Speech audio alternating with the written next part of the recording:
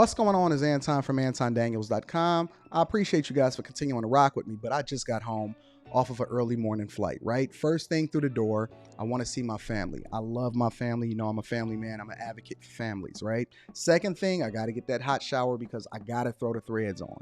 The threads make me feel like $1,000,000, but the third thing through my mind and all throughout the trip is that I gotta have that Teej pack. Teej makes my life uncomplicated. It's uncomplicated skincare for men. The first way that I started specifically was their level 1 system. It's a daily face wash to get rid of the dirt and grime on your skin. 2 times per week exfoliating scrub to get rid of the dead skin cells. An AM moisturizer with SPF 20 because you should always be protecting your skin from the sun, and a PM moisturizer to help your skin stay hydrated and healthy throughout the night. Here's the thing. My favorite part about Teej Hanley is that every box comes with an instruction card that tells you when to use each product, how much to use, and in what order. They really making the process of achieving and maintaining amazing skin for men uncomplicated. In addition to amazing skin, members of Teej Hanley get tons of benefits, including at least 20% off the retail price, the ability to customize your box, exclusive monthly deals, you can pause and cancel at any time, and you get free shipping. And because Teej Hanley is sponsoring today's video, they're offering my viewers an amazing deal, right? Just click the first link in the description and you get 30% off your first box, plus a free gift. It's an amazing deal. You got to get started today. You're not out here trying to look like a Dusty. And if you travel as much as I do, which I'm sure most people don't, but you know me, I'm pushing my bag chasers in order to be in the top 5%, top 10%, top 1%. We got to make our lives uncomplicated, and Teej Hanley is no better product. You got to look good. You got to smell good. And you can't be looking like a Dusty. Make sure you get started today. Click the link in the description. Get that Teej pack. Feel the Teej, my friends. What's going on is Anton from AntonDaniels.com. I appreciate you guys for continuing to rock with me. EKG 120 over 80 says, finally subscribe to this channel, and that is the only channel that I have ever subscribed to. Shout out to you. I appreciate the people for holding me down. I said Anton, a.k.a. Isaac Hayes. I'm Isaac Paid. It's a difference over here. Shout out to my friends and family. It is a new week. We got new changes. Updates that's coming this week. And more importantly, I am going to be meeting with my bag chasers on November 4th, this Saturday in DC. Yeah, what up? It is Monday, October 30th, 2023, year of our Lord. Very eventful weekend. We got a full show that's planned for you today, and I think it's going to be awesome. It's going to be awesome. I got a new interview that I'm dropping inside of the Patreon today, and lots of updates, lots of changes. We've been working all weekend. But before we get started with the show, let me go ahead and get a check up in the chat and see what y'all got going on. Where y'all sitting at right now? Huh? What city y'all in right now? Give me your city. Let me know what city you sitting in. I'm curious as to what it is that y'all rocking out at. You said your clients have to sit and watch you every morning. Watch me with you every morning, Trap and Slay. Shout out to Trap and Slay in the building. I appreciate you, baby. Hey, I promise I'm not going to cuss. I'm working on it. I might have to throw a word in there every now and then, but I'm working on it. Chicago, Sacramento, Memphis. I got to bring y'all to the front of the congregation, but we're going to get there. Lansing, New York, Detroit in the building. What up, though? Bronx, my dog G-Man, ATL, DMV, Atlanta, LA, NYC, NY, Maryland, Augusta, Detroit, Houston, North Miami, San Diego, Winston, Lake Charles, Louisiana, Odessa, Cincinnati, I'm coming through, OKC, Shreveport, OKC, Sugarland, Toronto, New Orleans, Vallejo. Yo, shout out to the VA in Naptown, Cummings, Georgia, Alexandria, Raleigh, South Dakota, Clarksville, Tampa, Bora Bora. Shout out to Bora Bora. Kansas City, Palm Bay, Duval, Goodyear, Arizona, Naptown, Columbus, Illinois. Just say Chicago. Tell me Chicago. Jackson, Mississippi, Maryland, Rio Rancho, Dallas, Charlotte, Dallas, Fort Lauderdale, all over, North Miami Beach in the building, Minneapolis. Shout out to BIFM, San Antonio, Birmingham, Charlotte, Miami Gardens, Coral Springs, Rhode Island. It's your birthday. Hey, can we get a round of applause for my birthday, ladies? Everybody that got a birthday this month, I ain't forget about y'all. Let me get a round of applause for my birthday people in the building. Anastasio, we got Mount Zion, Illinois, Guatemala, Miami, Haiti, Rockford in the building, Elk Grove, Savannah, Georgia, Detroit, Michigan, Chi-Town in the building, OKC, Orlando, California, Augusta, Marietta, Savannah. And we got a lot of people holding it down out here in Atlanta. Is Atlanta my most popular space that I need to be coming to next? St. Pete, Dade County. I got a lot of Floridians and a lot of Atlantas in here. Hey. Atlanta be holding me down on the low. That's why I be letting y'all slide. I've been getting on Chicago, Charlotte, Baltimore, H-Town. I'll be getting on Chicago, but Atlanta be holding me down in the building. Yo, I hope y'all ready. Shout out to my people up in London. I hope y'all ready for a great show because we got a lot of things that we going to get through. Some controversial, some not so much. We definitely going to bring it back to the money because it's the Millionaire Morning Show. Let me do a little bit of housekeeping before we get started, though. Is that cool with y'all? Shout out to Nashville and Atlanta, Anderson, South Carolina. I appreciate y'all. Shout out to all of the bag chasers. Can we get a round of applause from Patreon members? Shout out to the bag chasers over there in the Patreon. That link is in the description as well as pinned to the top of the chat. I'm dropping a link. Let me give y'all an update on what's going on with the Patreon, right? I know I've been telling y'all I'm a live stream, but I've been working like crazy, right? I'm dropping a new interview that I don't even have clips up for on the Patreon this afternoon. That's number one. Number two, I am going to live stream on Thursday night.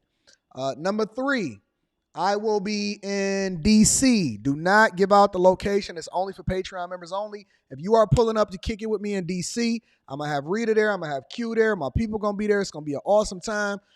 This Saturday, make sure you tap into the Patreon. Let me know in the most recent post that you're going to be there. Make sure y'all tap into the Discord.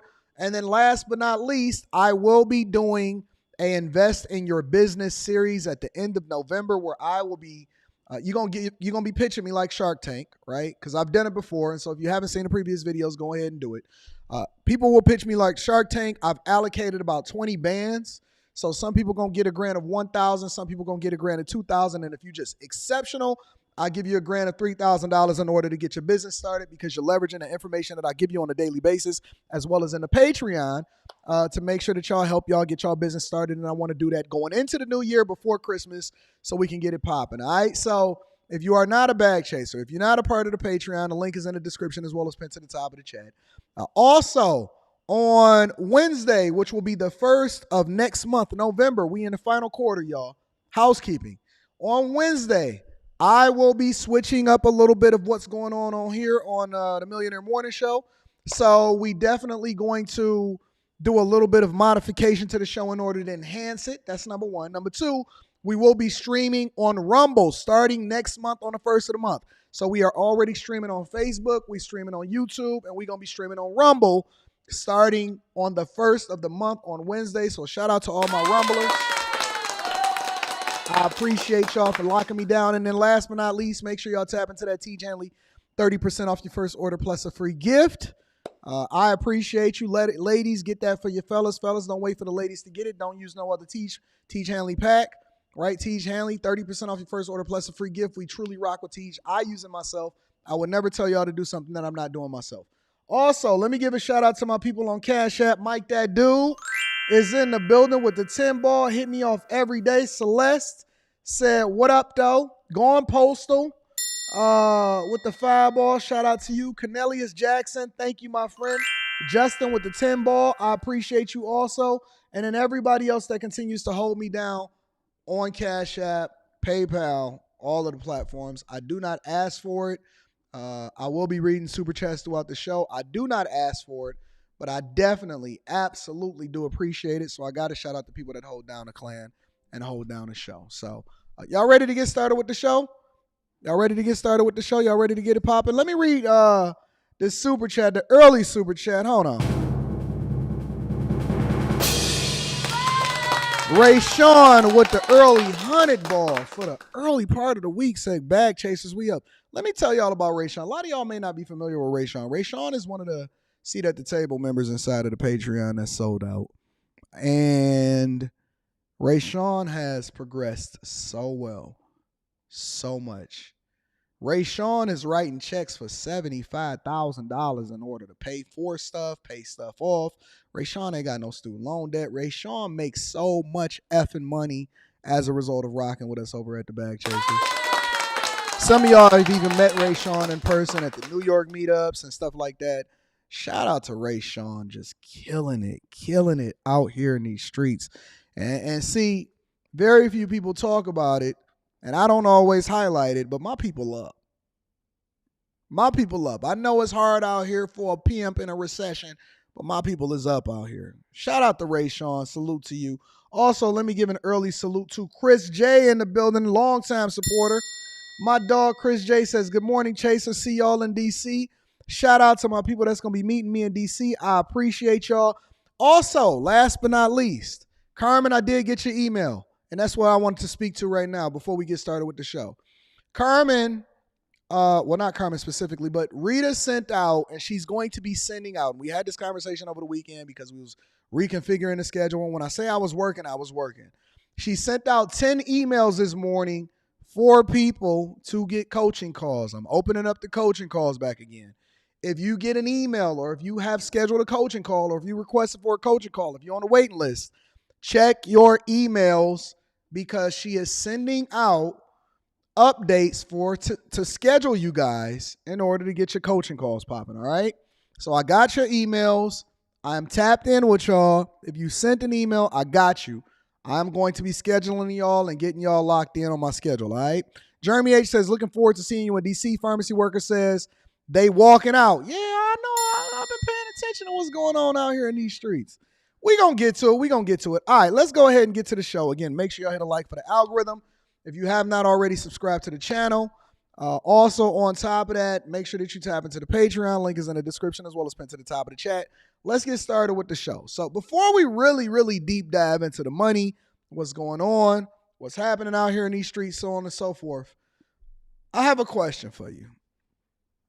What would you do if you had some level of it? Well, first of all, let's not even talk about the level of visibility. Let's talk about the mindset in general of a regular person, because you know me, I'm a regular person. You're a regular person. We not really caught up with these celebrities. Shout out to AJ. I'm going to be reading that super chat shortly. Thank you, my friend.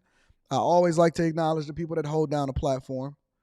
What would you do if you were chilling, you were slow motion, living your life, trying to figure it out, working hard as a man and as an individual, and then you find out that your wife, not a girlfriend, not a chick that you just met, a chick that you've been with for a long time, your wife had an OnlyFans. Now let's throw a little bit more salt on top of that. You're a former NBA player, made millions of dollars over the career. Shout out to Carmen. I'm going to be reading that super chat shortly. Made millions of dollars over your career. And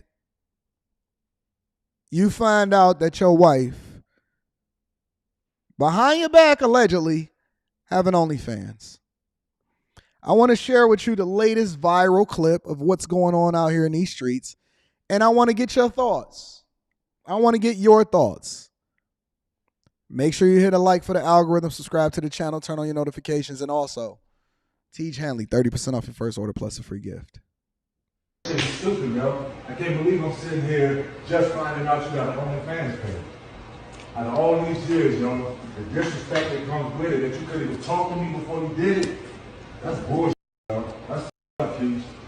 I'm telling you, yo, that's up. Wait, no, calm, but you're not going to say me, or that's up. It's not up. You recording me? What you doing? Listen, it's not up. And we're going to, okay, look, so I It's have an disrespectful, first OnlyFans of all. page, and he's mad because he's just now finding out about it. Of course I'm mad at you just finding But out about it. I'm not doing it with anybody but myself, It so don't why should I have to matter. tell you my It choice, don't my matter. body, my fucking choice? All right, so let's mine this out a little bit, right? Before we really start to deep dive into it, my initial reaction to this is that I have a few thoughts. Before we dive into the video. My initial reaction to this was this has to be scripted. This has to be set up. Has to be set up. No way in the world.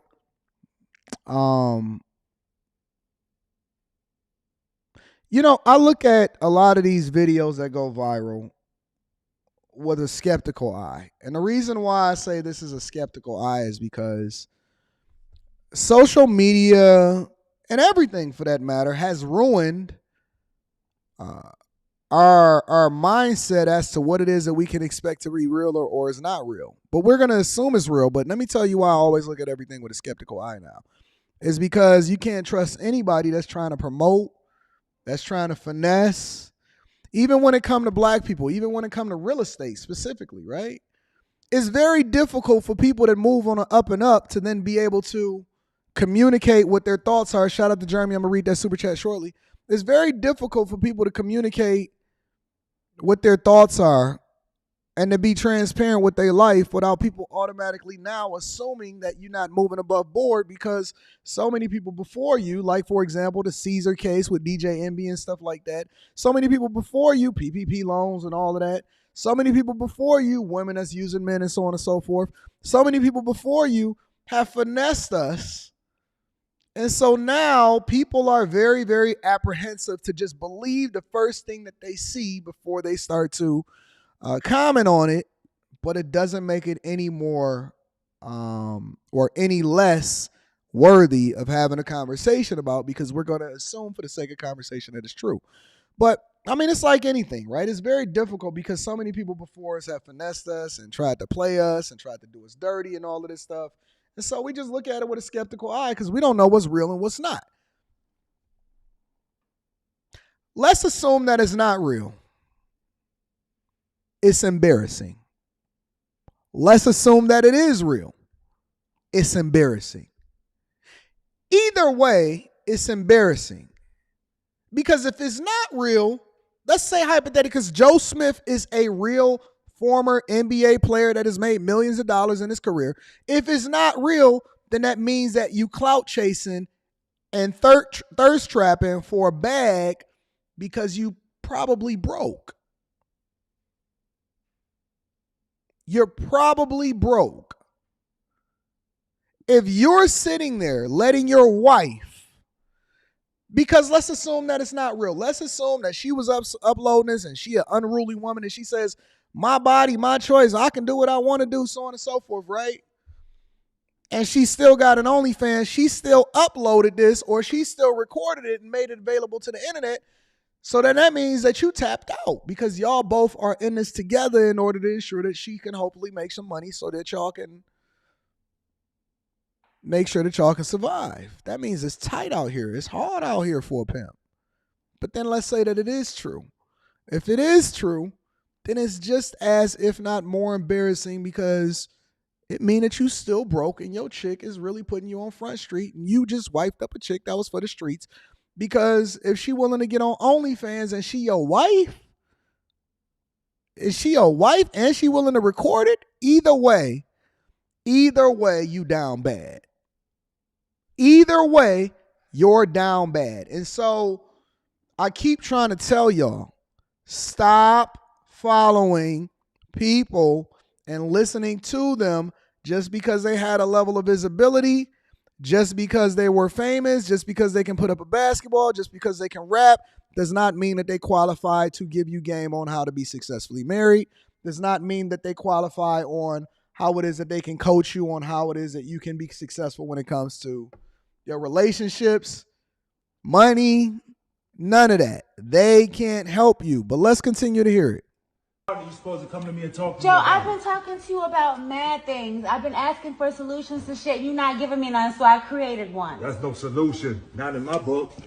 That's no You knew solution. who the fuck I was when you met me. Before, yeah, I and knew I that. thought that I would never have to go back to anything like this again. But unfortunately, that's not the case right now. She says, you knew who I was before when you first met me. And I thought that I wouldn't have to go back to doing anything like this, but unfortunately, it's not the case. Scripted or not, you down bad, bro. You down bad, big dog, because she basically calling you broke and putting you on Front Street. And if you're willing to go along with it, that means that you really are down bad. And if this is really something that's real, then you really, really down bad. And you really got with a chick for the streets either way. Simps. And I keep telling people, it's no different from the women of yesteryear versus this year. Is no difference. Why is it no difference? Because the only thing is, because these is old hoes. This ain't no new hoe. These is old hoes. The only difference is this. They didn't have social media in order for people to be able to put up the camera and do like this. Because they didn't have access to be able to tell y'all their truth. They had to go through other media outlets or get it promoted and all of this stuff, right? Back when Kim K dropped her tape with Ray J, that tape was scripted. Either way, society is down bad.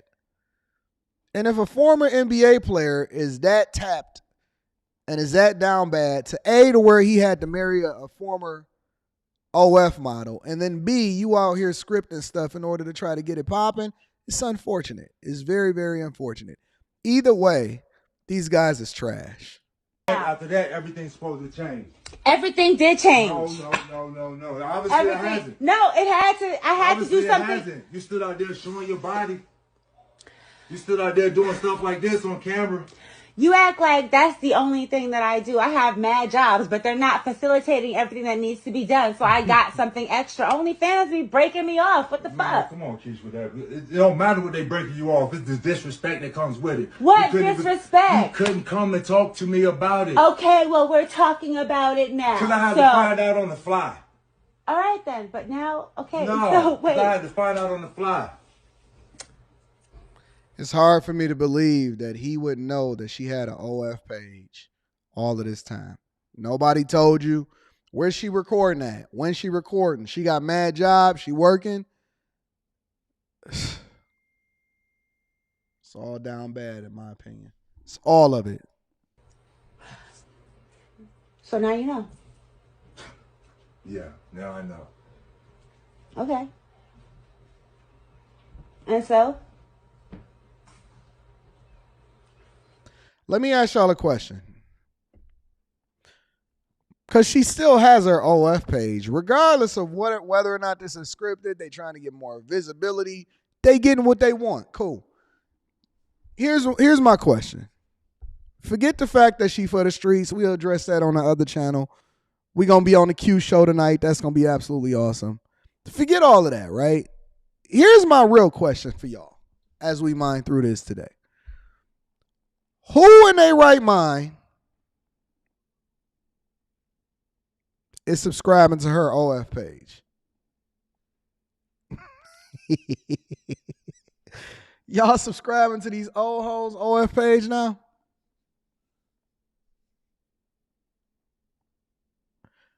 I don't believe in paying for box. I don't believe in paying for box. But let's assume that you're paying for box. Of all of the different OF pages that you can subscribe to, of all of the different OF pages that you can get into, y'all going with this? Seriously. Of all of the different options that you can go with, if you're going to spend money on the internet for something that you can't touch in real life, y'all going for this? If y'all going for this, y'all trash. I'm just going to say it right now. Anybody that is subscribed to her OF page,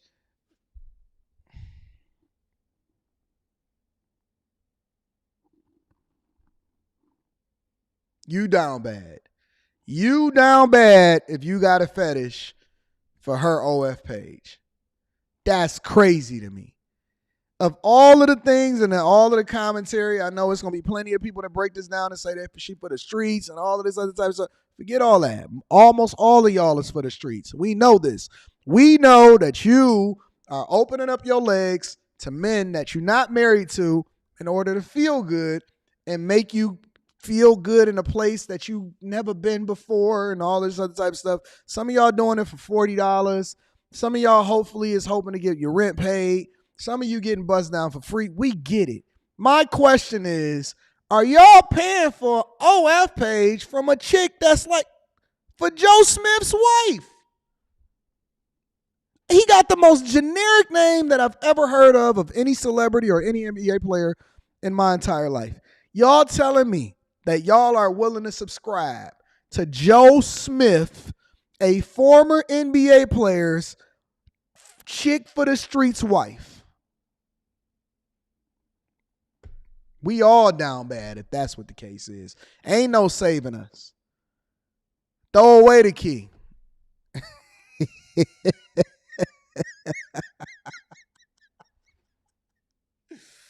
Oh, let me read some of these super chats and then we gonna get it popping with the show. AJ in the building. Shout out to AJ. I appreciate you, big dog. Said, Tom, dog, you definitely be dropping gems, but your content is legitimately entertaining.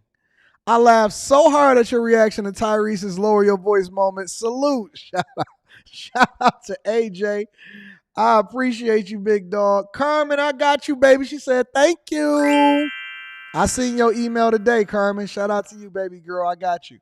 Jeremy Bradford says, eject those seat cuts to her face and my Tyrese voice. We all down bad. The old simps, the new simps. Chef Cartez Jones says, who is, was, and who is she? Same thing. I appreciate you, big dog. We're going to be reading super chats throughout the show. All right, before we really deep dive into it, and I got the Q show popping off tonight, so we're going to be on the panel. It's going to be popping on the Anton Daniels channel. Make sure y'all rocking over with that. This is a very controversial subject because I think that guys have a different perspective about this, and we might even discuss this on the Q show because I want to get other people's opinions of it also. This is a very controversial subject, and it's a school secretary that is arrested and charged for flirting with a student, with a high school student. That is the headlines.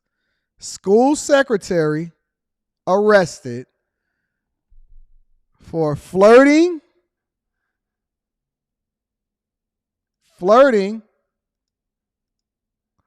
with the high school student. That is the headline. All right. I want y'all to hear it. It didn't actually happen. I haven't seen the story yet, but I did read some of the cliff notes. School secretary, a black woman. Her name is, here, let me get the details for you. Vanessa. Listen, any woman that's named Vanessa that's flirting with you in high school, watch out, family. Vanessa decided to flirt with the young bulls inside of high school. Now, I called a few of my guys on this, and I just wanted to get their take on it before I started breaking it down on the Millionaire Morning Show. All right? A couple of them, I'm not going to name them, said this. Where was all of these older women when we was in high school? Flat out. That was their reaction to it. If you want to hear what my thoughts are on it, make sure you tune into the Q show tonight. But their reaction to it was, man, where was these type of teachers or secretaries at when we was in high school? Let me go ahead and play it for you. Make sure that you hit a like for the algorithm, subscribe to the channel, and turn on your notifications. And right now, we have a safety alert. A secretary at a South Florida high school has been arrested. Police say she tried to pursue a romantic relationship with a student. Local 10's Cody Weddle is live in Southwest Miami-Dade with the disturbing details on this one. Cody? And Chrissy, police are saying that this school secretary just would not stop with her advances. That's even though on one occasion she made the 16-year-old boy so uncomfortable that he says he had a panic attack. A 35-year-old office secretary at Miami Killen Senior High School arrested, facing felony charges. Miami-Dade police say Vanessa Vigil continually persisted in pursuing a romantic relationship with a 16-year-old student. The alleged flirtatious behavior made the boy feel like he was having a panic attack on one. Let's stop there for a second. Let's stop there.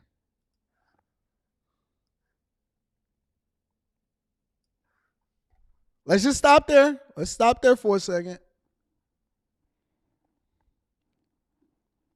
Take it all in. Let's take it all in what's being communicated right now. Let's take it all in. I see the ladies in the chat. They say disgusting, you, whatever, so on and so forth. Vanessa is mad because she got her name. The chat is wild. You know, I might have to pull the chat up for a minute just to show y'all what the heck is going on. The chat is wild right now. Flat out. The chat is wild. Everybody got a different. I've never seen more people that have a different reaction. The guys is reacting differently than the women. Marcella just got the ew. The guys are saying, man, what's going on? I can't believe it.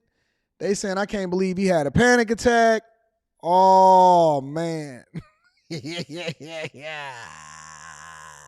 Nazim said he gonna look her up and see what's her inmate number if she get convicted. Everybody got a difference of opinion. And this is the dividing line between women and men. Men and women, yo, you got to let the chat chat. You got to let the chat do what the chat do. I don't have nothing to do with that. I like to interact with the chat. Somebody said he's zesty for having a panic attack. We don't know what's going on. We have no. If y'all not participating in the chat, then you're missing out. But I have no idea what's going on. But I know it seems like the overwhelming majority of the guys are saying, man, I wish I had that when I was in high school. The girls are saying, oh my God, that is so nasty. But this is the conclusion that we got to take from it. Considering what the mindset is, it's two different things that we have to take from this, right? The first thing that you take from it, and see, this is the beauty of having a Millionaire Morning Show because I have no strings on me. The first way that you have to take this is there is a huge gap between how women see things and how men see things. There is a gulf. I mean, bigger than Moses in the Red Sea. There is a gulf between how men see things and how women see things. We are on two different worlds. When they said that men is from Mars and women is for Venus, this is what they meant. Guys is like, man, when I was in high school, that would have been crazy. And the women is like, I can't believe her. That's number one. Number two, it has to beg the question. Is there a double standard for how it is that we see guys, boys, and men than there are for how we see women? Because based off of some of the reactions that's happening inside of the chat, it's a lot of people that obviously see it as, I'm not really sure she should be locked up. I think that you have to hold these women accountable. You absolutely, positively. You got to be consistent across the board. If it's something that happens to men, and this is me being on my politically correct stool right now. If it's something that happens to men, then you absolutely have to hold women accountable for it also. But it just shows the differences in how we see each other, which is one of the reasons why you cannot have it completely flat across the board. And men are men and women are women, and we treat and see each other differently based off of not how we see ourselves, but how society treats men and women. Let's continue. On occasion, he described feeling very nervous and uncomfortable, according to the arrest report. Vigil's advances included unwanted touching. In one incident, as the student bent down to pick up something, she allegedly began tapping his lower back with her nails and said, quote, I would have bagged you if I was in high school. This is wild. This is, and the way that the news is reporting it is even wilder. She said, look, man, when he bent over to pick it up, she started tapping his neck or tapping his back with her nails. She said, man, I would have bagged you when I was in high school. If I was in high school, I'd bag you. And then he went into a full-blown panic attack and had to crazy. What are grown women that's saying that to the grown men today? Hey, fellas, just general. Because a lot of people don't think that this is real. So then when they see this type of story, when a lot of guys, a lot of younger guys when I was coming up, they was talking to older women, right? And people be like, no, you got to be lying. You got to be kidding. No, that's a real thing. Here's my question to the fellas out here. All of my 20-year-olds, 30-year-olds, 40-year-olds, 50-year-olds, 60-year-olds, do y'all got women saying, man, I'll bag you right now? I'll bag you right now. Do y'all have women that be trying to bag y'all and be running their nails across your back, tapping, talking about, oh, I'll bag you if I was in high school, or I'll bag you if I was a 30-year-old or whatever like that? It's wild. Wild, fam. Parents and others with ties to the school shocked to hear the allegations. It's pretty disturbing. But it happens with people in power roles. It happens a lot. Police say the secretary touched the boy a total of 5 times, asked for his phone number, gave him a keychain, and even told him she loved him.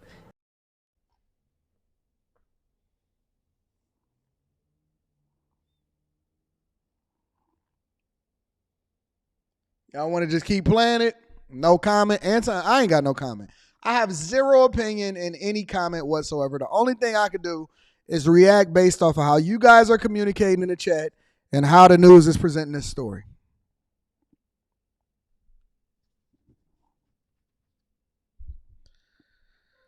In one encounter, she allegedly began to caress his face using both of her hands and running her fingernails over the victim's cheeks. The student worked as an office aide and therefore had frequent contact with Vigil, according to police. I'm just shocked. I never imagined that would happen here at school. Both of my children have gone here. Vigil now faces 5 charges of battery and offenses against a student by an authority figure. So she wasn't arrested for flirting. She's being charged with 5 counts of battery. Now, the battery apparently aligns with the 5 times that he said that she touched her. The 5 times that he said that she touched her. Now, here's my question. We got to look at it on the other side of the fence, too. Come on, y'all. Come on, let's have the uncomfortable conversation. Here's my question for y'all. Should we believe all men also?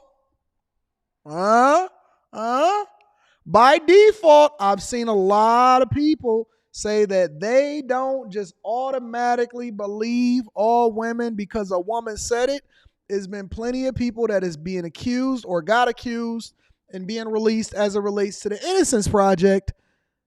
The Innocence Project, because guys and DNA technology and so on and so forth, DNA technology is now allowed for us to be able to prove things to be different than what it is that they was accused of. Do we, by default, automatically believe that this is true?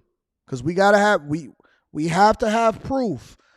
In the court of law, you have to be innocent until proven guilty. We don't know if she really did it. We don't know if she really did it, right? We have to be, we don't know. We only reacting to what's being communicated, and it's one word against the other, but she's definitely being charged with 5 counts of battery. Should we believe it is the question. I don't have an opinion either way, but do we keep the same energy across the board and say we just believe it because he said it? We don't know. We don't know. We just got to go by it.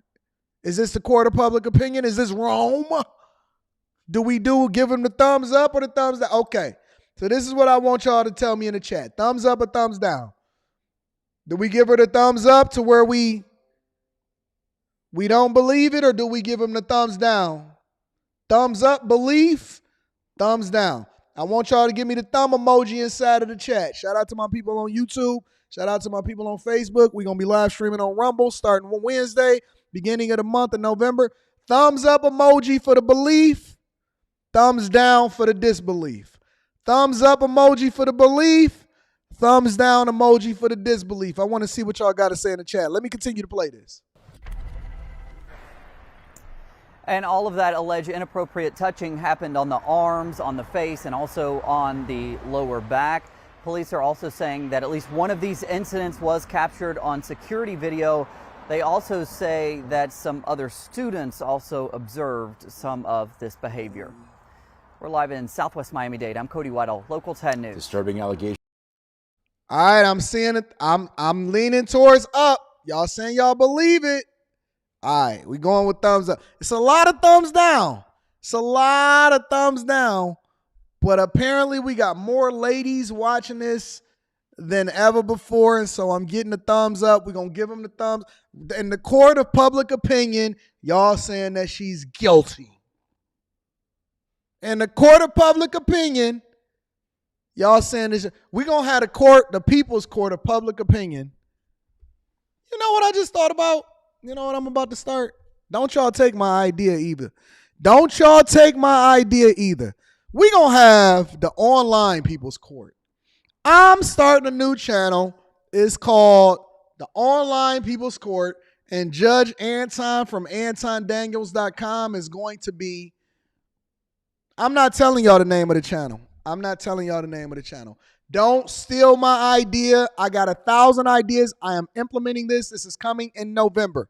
Anton Daniels for the Online People's Court is coming in November, and we are going to be doing a live show where I need to understand what's happening, who did it, why they did it, and then we're going to let the people decide of whether or not they're guilty or not. Yeah, Anton and the Online People's Court is coming. It's coming in November. It's coming in November. Judge Anton is coming in November. Shout out to y'all. Let me read some of these super chats and then we're going to get it popping. AL says, is she paying the subs to follow her page? I don't know what Joe Smith's chick is doing. Shout out to Aaron. I appreciate you, big dog. P. Shank says, good morning, Anton, Mr. Daniels. MMS gives me happy life. I know y'all got to be enjoying this. Judge Anton is popping. Judge Anton is going to get it. Zach is in the building, says, how y'all women mad when y'all got son husbands? Facts. Facts. I appreciate that. AL says he probably jade on himself. Lock her up and throw away the key. Throw away the key. Queen V says he's scared of that wolf put. Yeah. Probably got all kind of things inside of that. Shin C says, boy had a zest attack. Y'all are wild. Y'all some wild boys. Y'all some wild boys. Ring rivals with A-side says, is school. She would have gotten that mouth test. She should have got that mouth tested. Meaning that would have knocked him out. You know what I'm saying? I guess that's what you're trying to say. My dog, Mr. Lot in the building. Yes, the judge is coming. Mr. Lot says she looks kind of like Suge Knight. I'm going to call her Sugar Knight. Iceberg Slim in the building says she looks masculine. I've seen y'all do much, much worse in these streets. Queen V says, oh, we never thought about that. I would. Yep. I would. Bag for Bag says she got that dog in her. She got that dog. AL says the evidence is there. What evidence? He said, I'm not about to Steve Harvey, y'all. Woo! Marriage, Politics, and Sports says, Anton, pretty funny story, but she has to go down, down, down. Red team going down. At least I agree with the authorities getting involved. Hashtag believe all young boys, LOL. Shout out to you. I appreciate you, Marriage, Politics, and Sports. D. Morris says, I'm still in that idea. You're not about to Steve Harvey, yes? Yes, I am. Listen, man. Judge Anton is going down, down, down, down. Red team going down. Let me get that idea written down really quickly before we get started.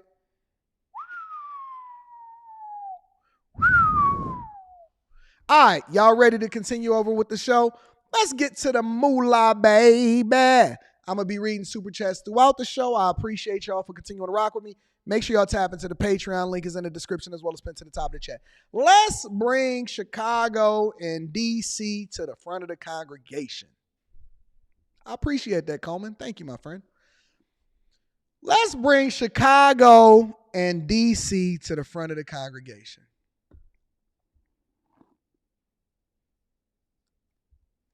If you guys have a dispute, if you have some differences of opinion,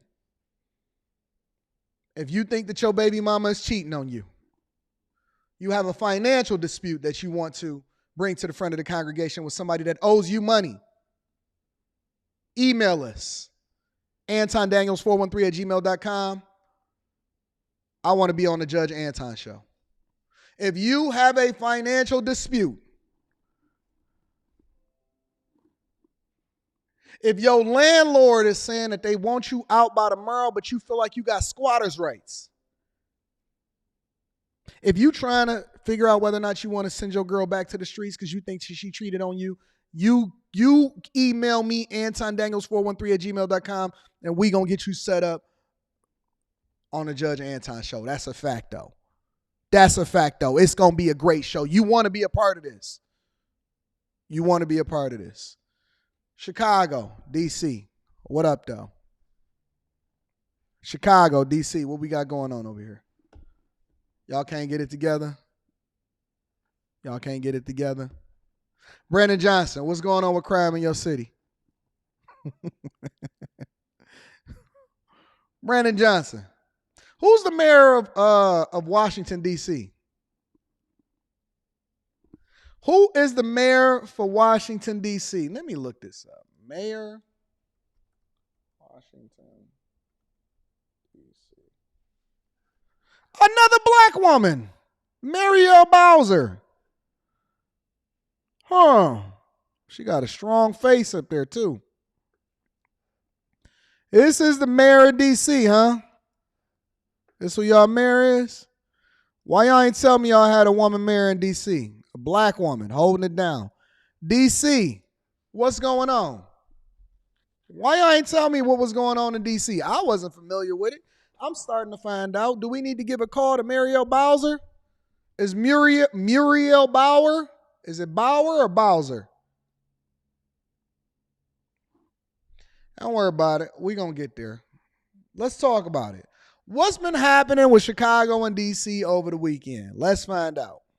I did, Karen. That's right. And, police telling us this afternoon that the shooter is in custody, although charges against him are still pending. They also said that this was an unlicensed party that was taking place at a building that is registered as an art gallery. Surveillance video shows the moment right around 1 a.m. when gunfire erupts inside a North Lawndale Halloween party. Partygoers are seen running away, crossing the still busy street at 13th and Pulaski. By the time all was said and done, 15 people were shot, 2 of them critically. We was in here having a fun, good time, and there was arguing. The party had to get let out. And so all you hear was gunshots, everybody ducking on the floor, women screaming. Hosted by 3 local social media comedians, the party was, according to some of those there, wrapping up. Fellow comedian Taiwan Tunstall says people were being checked for guns at the door. Today, he spoke out against those who would shoot into a crowd of people. Stupid people with guns kill people. Because I'm an ex-gangbanger, but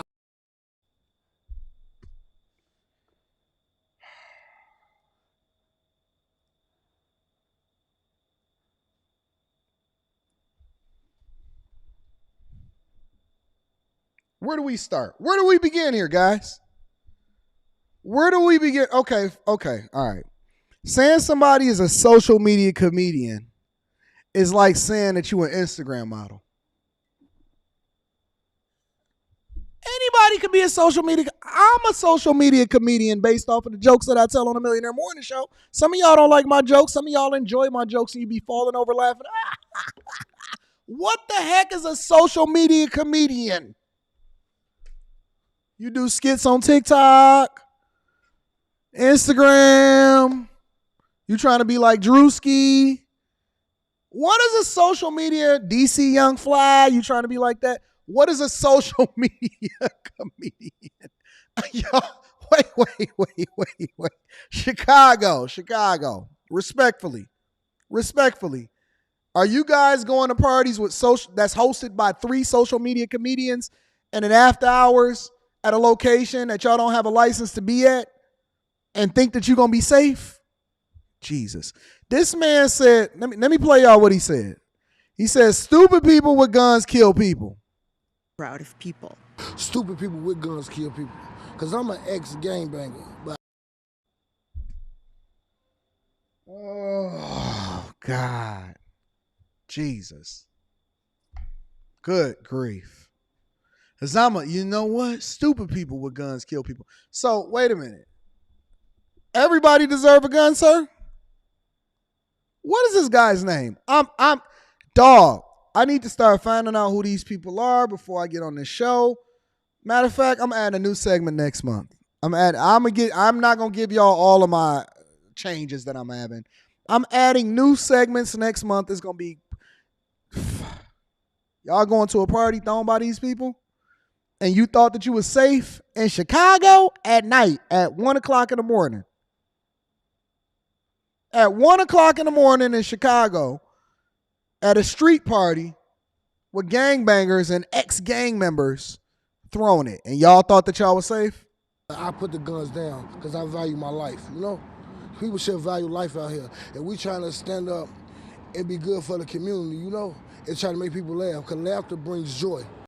All right, so listen. Everybody that's saying that they doing so, and I get it.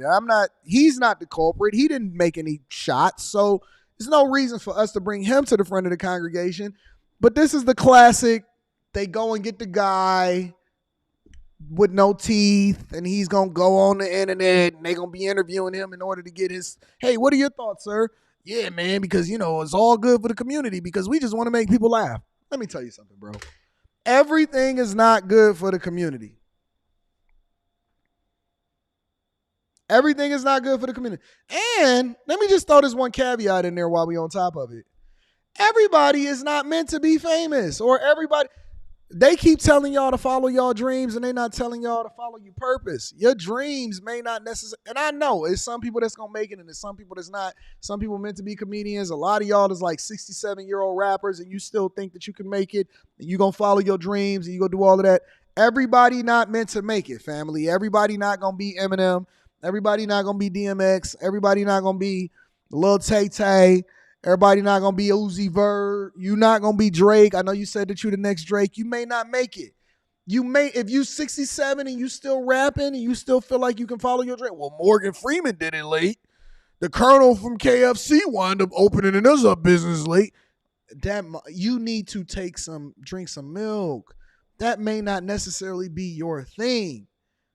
It's some people that think that they supposed to be YouTubers. Come on. Everybody don't have the sauce. Honestly. Some people need to be radio personalities and not have a camera on them. Some people got a face for radio. You know what I'm saying? Everybody think that they could be a OF model.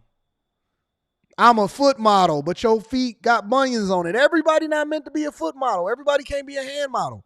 Everybody can't dribble a basketball and be able to make it to the NBA just because your mama said that you was cute. Everybody can't do everything. So we have to be very, very careful with our dreams and make sure that we gotta pursue our dreams cautiously, because we also need to be very, very careful about whether or not that's really a dream or that's a nightmare. You know what I'm saying? Go ahead, big dog. Make him laugh. And this ain't pertaining to him. This is just in general. Listen, we all can be more. You can be both. How about that? Let's compromise. You can be both an online comedian and You could do what you're supposed to do in order to make sure that you take care of yourself and feed your family. Like, do it part-time or do it after you get off of work. You know you don't have to quit your job in order to do and pursue your dreams, right? Honestly, like, I still work. And I'm doing really well. You know, I'm doing okay as a content creator online. You know, I got over 1,700 people watching this right now on a live stream. I'm doing okay. I'm doing okay. But I do it after I take care of my business, or it had to fit into my schedule. And I wasn't willing to do it until it became more than a hobby and I was actually making money from it full time. And then I say, okay, I'll pursue it full time, and then everything else comes after. You can do both. You don't have to quit your job. It's a lot of people that went out to become an actor out there in Atlanta and they homeless and they living in U-Hauls. I shared that with y'all last week. A lot of people went out to Hollywood and now they on Hollywood Boulevard pissing on stars and doing the water wave, and they Michael Jackson, but they was really Tito. You know what I'm saying? So you got to just be careful. Make sure that you pursue your dreams with caution. Okay? Speaking at the press conference this afternoon, Chicago police said the shooter was quickly identified and placed into custody. His weapon, they say, was recovered. Victims and witnesses did relate. Somebody said the comedian name was Shinbone. He's from YouTube and he makes way more than you in your sleep. Well, let's find out. Because apparently you don't know how much I make. All right. YouTube. Shinbone. All right, I don't see him. Shinbone comedian. Is it Shinbone or Skinbone? It must be Skinbone. Is Skinbone? Skinbone, is that his name? I'm thinking that you're thinking that it's Skinbone. It's got to be Skinbone. That might be the person that you're talking about. All right, so let's see how much make way more than me in my sleep. Y'all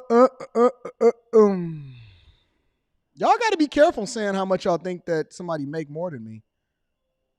Because see, Anton is different. He got 619,000 subscribers, but I'm willing to go bag for bag. You know me. Listen, man, look. Don't, because this was not pertaining to anybody, but let's just be very clear. Don't get these people in trouble, because you know I will do a Big Bank Take Little Bank. I will do Big Bank Take Little Bank. You can get your favorite rapper, get your favorite comedian.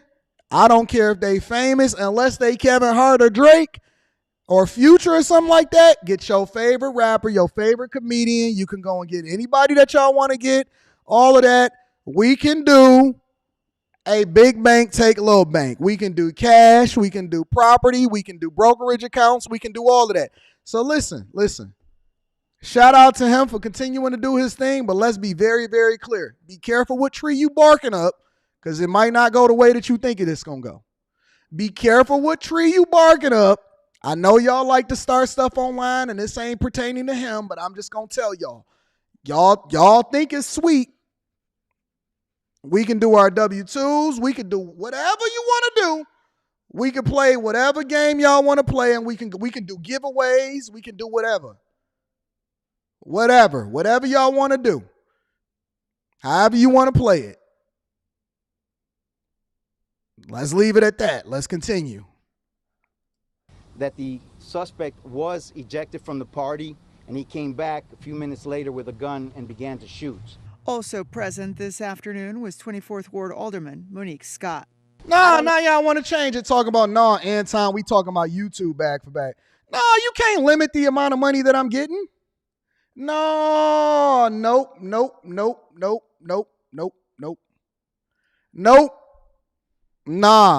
no. No. How you gonna limit the amount of money that I'm getting? Or what kind of bags that I can pull up? No, don't backtrack now. And again, this ain't got nothing to do with him, because he ain't did nothing to me and I ain't got nothing to do with him. But I'm just saying, don't try to sit here and, no, we talking about the YouTube money. No, I'm talking about all money.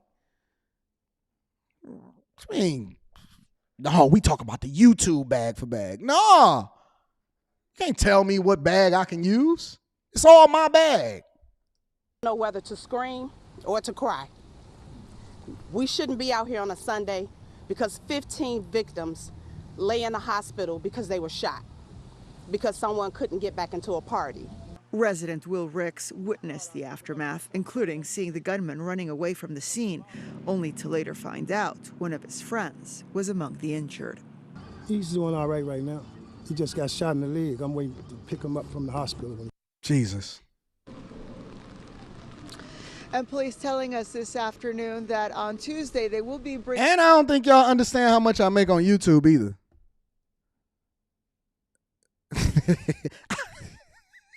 The bag chasers know how much I make on YouTube. Listen. Let's just say this. If you're not getting at least 100,000 a month on YouTube alone, don't even mention my name. If you're not making at least 100,000 a month, at least minimum on YouTube alone, do not even mention my name.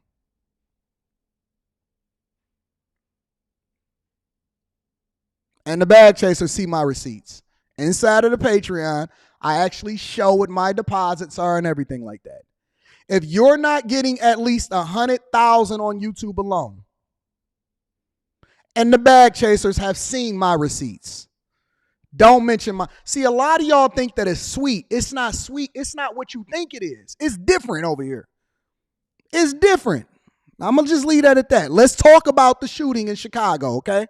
Bringing a victim assistance center into the community next door to where the shooting happened.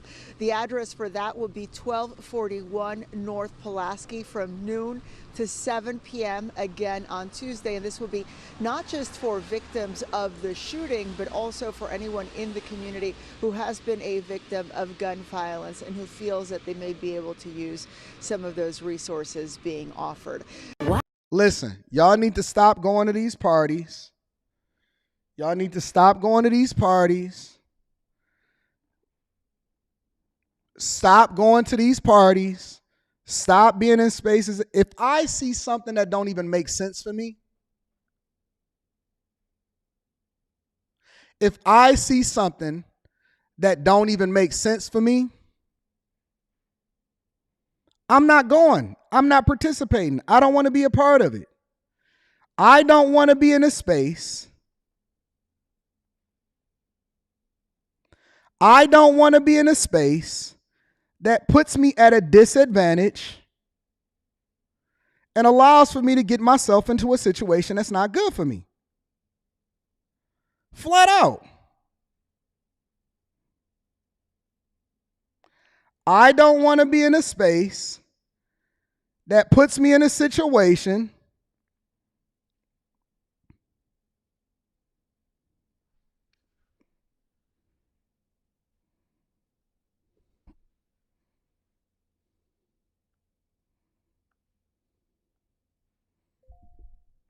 Y'all want me to show my monthly? I don't mind. I don't care.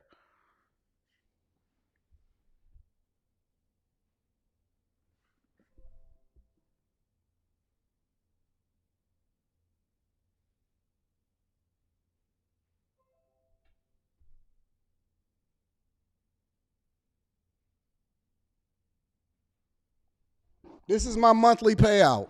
This is from 2 accounts on YouTube alone.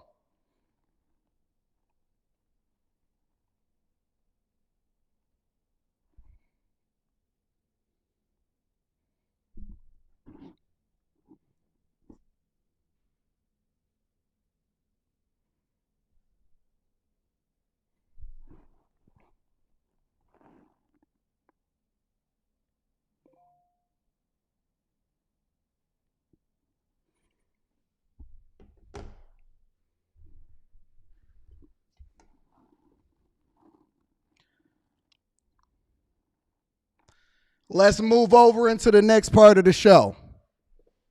Let's move over to the next part of the show. We not the same.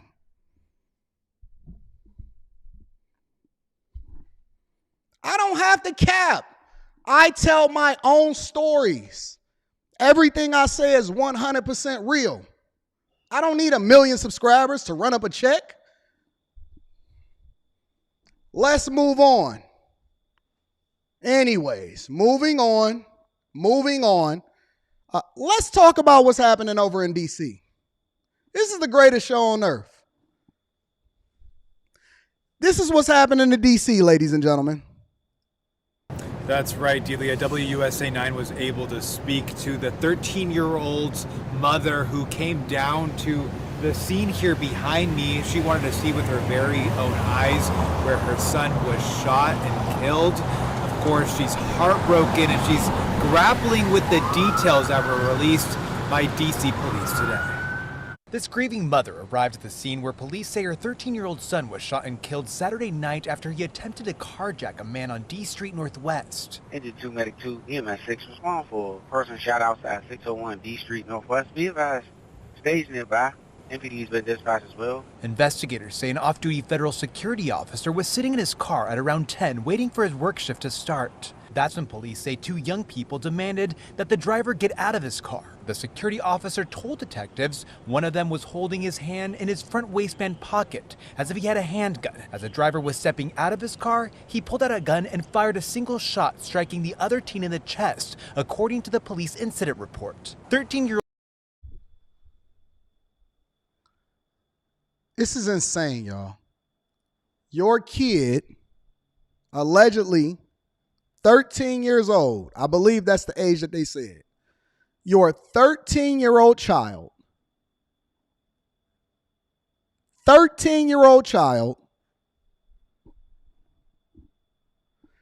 is trying to carjack an off-duty officer. Basically, they ran up on the wrong one. 13. Now, on the flip side, the parents is trying to act like it's something wrong with the cops or whatever, or we need to stop the violence and all of this other type of stuff. This is in D.C.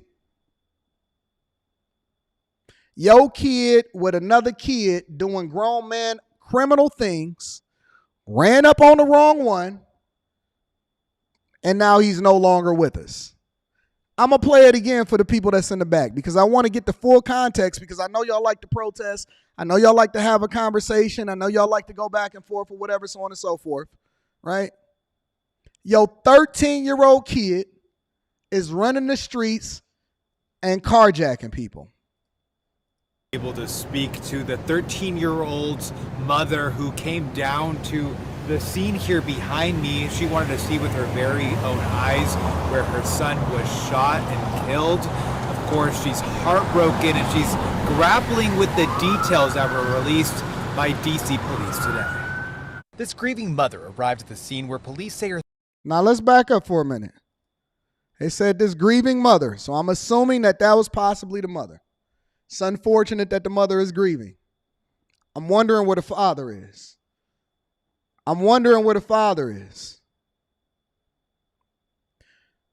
Why are we arriving to the scene afterwards to try to find out instead of being proactive and understanding where our kids are? Because your kids shouldn't. I'm going to just be real. I'm going to be 100% real. The children should never even be out. If you're 13 years old and you're not accompanied by an adult in some way, shape, or form, you should never even be out there in the first place. And where did you get a pistol from? How you going to show up trying to figure out and grapple with the situation afterwards instead of understanding where he at and where he was beforehand? And see, this is the problem that I then have with our society, because then our society will say, well, it's the police's fault and it's the mayor's fault. And it's this person's fault, and it's that person's fault. And I can sit here and I can hold these people accountable for the things that they are doing that is wrong. If I'm having a conversation about Mayor Brandon Johnson over there in Chicago and he's allocating the majority of your tax dollars over into things that's actually not best for the community and raising the property taxes over in that particular area because they're trying to accommodate a migrant crisis and they're taking in buses and becoming a sanctuary city and allocating the resources over to people that's not inherently already for this country, I can do that. But I cannot hold the mayor accountable for you not being able to have your kid in the household at the time that he's supposed to be there, and that just automatically becomes society's responsibility. I can't do that. I cannot hold, as much as I don't agree with the overwhelming majority of these cities and the laws and the legislature and the people and the voting. If you don't show up to vote, if you don't have your kids in order, don't blame the school. Blame you and your household for then making teachers over-glorified babysitters because they can't do their job if you can't get your kid together before you send them off to school. That is not their responsibility. If a 13-year-old is out here robbing, stealing, and killing and trying to carjack somebody, because the overwhelming majority of a lot of these reports that we've been seeing lately has been based off of the idea that kids, Baltimore, Chicago, DC, all across the entire United States of America, and guess what they look like? Us. They're this color. They look like this. And they ain't got two parents in the household, but y'all keep arguing with me online, talking about, oh man, you don't need no two-parent household in order to raise a child. Well, we looking at the statistics. You're more likely to go to jail, more likely to lose your virginity and not get married, more likely to be broke, more likely to need therapy, you're more likely to fail at life if you don't have the right criteria by which adults are supposed to be putting these children that did not even ask to be here into the... Here's the real question. Here's the real question. Because you do stupid things, you get stupid prizes. All right? We know that. Here's my real question to y'all. Just a question. If they are a minor, right? What responsibility does the parent bear when things happen as a result of their kid then going out there and doing what they're not supposed to do?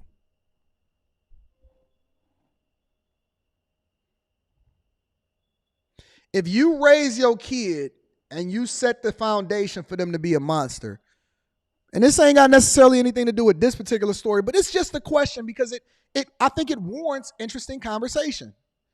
If your kid didn't turn out to be a monster, or your kid turned out to be this, or your kid turned out to be that, does the parent then bear some responsibility for that? And then how much of it? Does the parent then get to go to jail?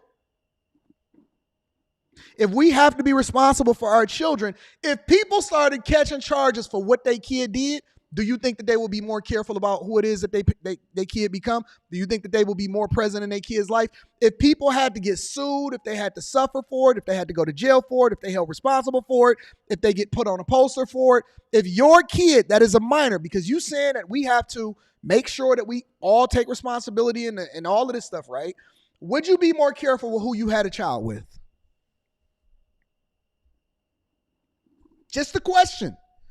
Would people have children in two-parent households? If it costs you more to have a child out of wedlock than in wedlock, would people then get married before they have children? Just a thought. Let's go on. The scene where police say her 13-year-old son was shot and killed Saturday night after he attempted to carjack a man on D Street Northwest. Engine 2, Medic 2, EMS 6 respond for person shot outside 601 D Street Northwest. Be advised, stage nearby. MPD has been dispatched as well. Investigators say an off-duty federal security officer was sitting in his car at around 10 waiting for his work shift to start. That's when police say two young people demanded that the driver get out of his car.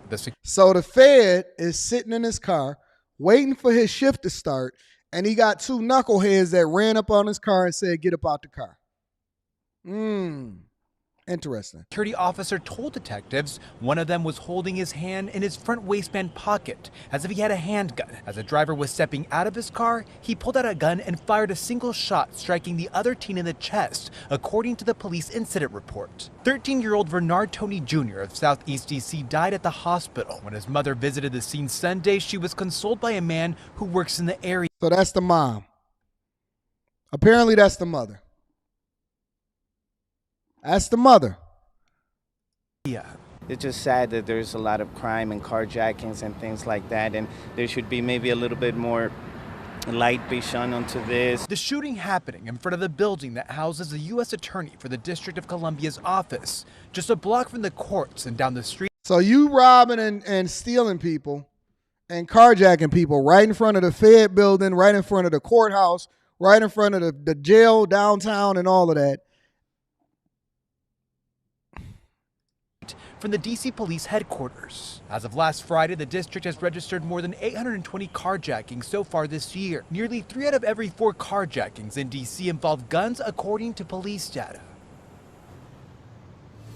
Tonight, DC police is telling us that they're still looking for that other young person involved in this alleged attempted carjacking. They said he fled the area but haven't provided a description of this person. As for the off-duty security officer, we know he did legally own that gun that he used and that he is cooperating in this ongoing investigation. So here's the real question now. Here's the question. Here's another question, just for the sake of conversation. How many people in the hood, in the neighborhood, mama, papa, uncle, homies, whatever, know who this culprit is that's running around? Still loose. That got his buddy knocked off. How many people know of this person? How many people knew that they was doing it before they continued to meet the right one? And how many people know of this person that's running around today? I bet, listen, if somebody goes missing, they going to say, we don't get enough visibility as to what it is. The black girls is going missing, whatever, so on and so forth. But if somebody does criminal activity, especially if they're a minor, are they still protected, and should they face then be posted on the wall? If you know who it is, why don't we have bulletin boards for people that's doing crime in the same way that we have for people that's missing? Maybe if we had bulletin boards for people that was doing crime more and we promoted that, you would have less people going missing. Just a thought. Let me read some of these super chats and then we're going to continue over with the show. It's a great show. We got over 1,900 people watching and climbing. Let's continue to run it up. JC says she got a strong neck though. Theory says, would it have been zesty if it was between a girl and an older man hitting on her and she responded same? The victim blaming is crazy. Theory, shout out to you. Purple Haze says, Judge Anton, you're going to need a robe. Oh, I got one. I got all of my Versace robes. It's only right to bring all of yours back. Y'all want me to bring the Versace robes back? Not for the Millionaire Morning Show. Maybe I'll do it for the new Judge show. Bag for Bag says, I heard about this. The dude who shot up the party like 50 years. Y'all got 50-year-olds shooting up parties still? Good God almighty. AL is in the building, says, Joe Smith's wife selling athlete foot peaks. Aaron, we addressed that. We talked about that, big dog. Come on, Aaron, you got to be on time, baby. Patty Jackson says, Anton, I know people that was at Skin Bone party. The guy was like in his 50s and not from the city. He was drunk and security put him out. He got mad and went to his car and shot the party up. Oh, thank you for the additional context. And this is nothing about Skin Bone. I don't even know who Skin Bone is. Shout out to Skin Bone running it up, doing this great thing. I feel you, big dog. Run, get that bag. Don't let them pit us against each other. But that's unfortunate. And I don't even be around where other people are that's willing to do something like this. I got to be in a completely different environment. Shout out to Patty Jackson. J-Rock 24K says, AD, talk about the real wealth, your physical health. How's yours, AD? What are you doing to live longer? Thank you for the super chat. I appreciate you. Let's continue. P. Shank is in the building, says, Anton, I do not advocate for criminals and haven't did any research. Is it majority of us, or is the media showing us doing the majority of the violence? It's the majority of us. Let's just be real. We're not going to skin it. We're not going to think that it's a media thing that's going on. Nah, it's the majority of us that's doing the violence. We're not going to flip it around. Wise, strong, and safe with ABJ says, apparently, if you look up at the young boy's name on Google, his father's mugshot comes up from an armed robbery charge years ago, like father, like son. So the daddy was shooting too? And the mama was having kids with the daddy that was shooting too? J-Rock said, this is why I'm 30, married, 150K household income, and no kids. Shout out to J-Rock running it up. I appreciate you, big dog, for continuing to rock. All right, let's get into some other money conversations. I want to talk about Stellantis, and they've recently did a deal with the UAW following in Ford's footsteps.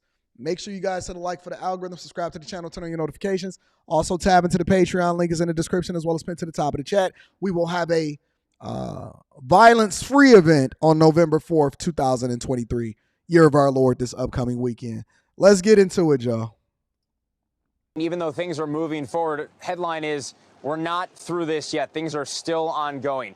Over the weekend, the UAW announced a tentative agreement with Stellantis, the Chrysler owner, and after weeks of striking at facilities for that company, including this one outside of Cleveland, it's relatively quiet out here right now. The UAW says this tentative deal includes a 25% bump in base wages through April of 2028, better retirement benefits, and thousands of new jobs, including in the electric vehicle battery space. Now this 25%. So when they first started having this conversation, remember, the UAW was asking for and requesting up to 46% pay raises. It went down to 36%. The automakers was offering around 20%, and apparently they settled around 25% over the life of this contract over the next, 4.5 years.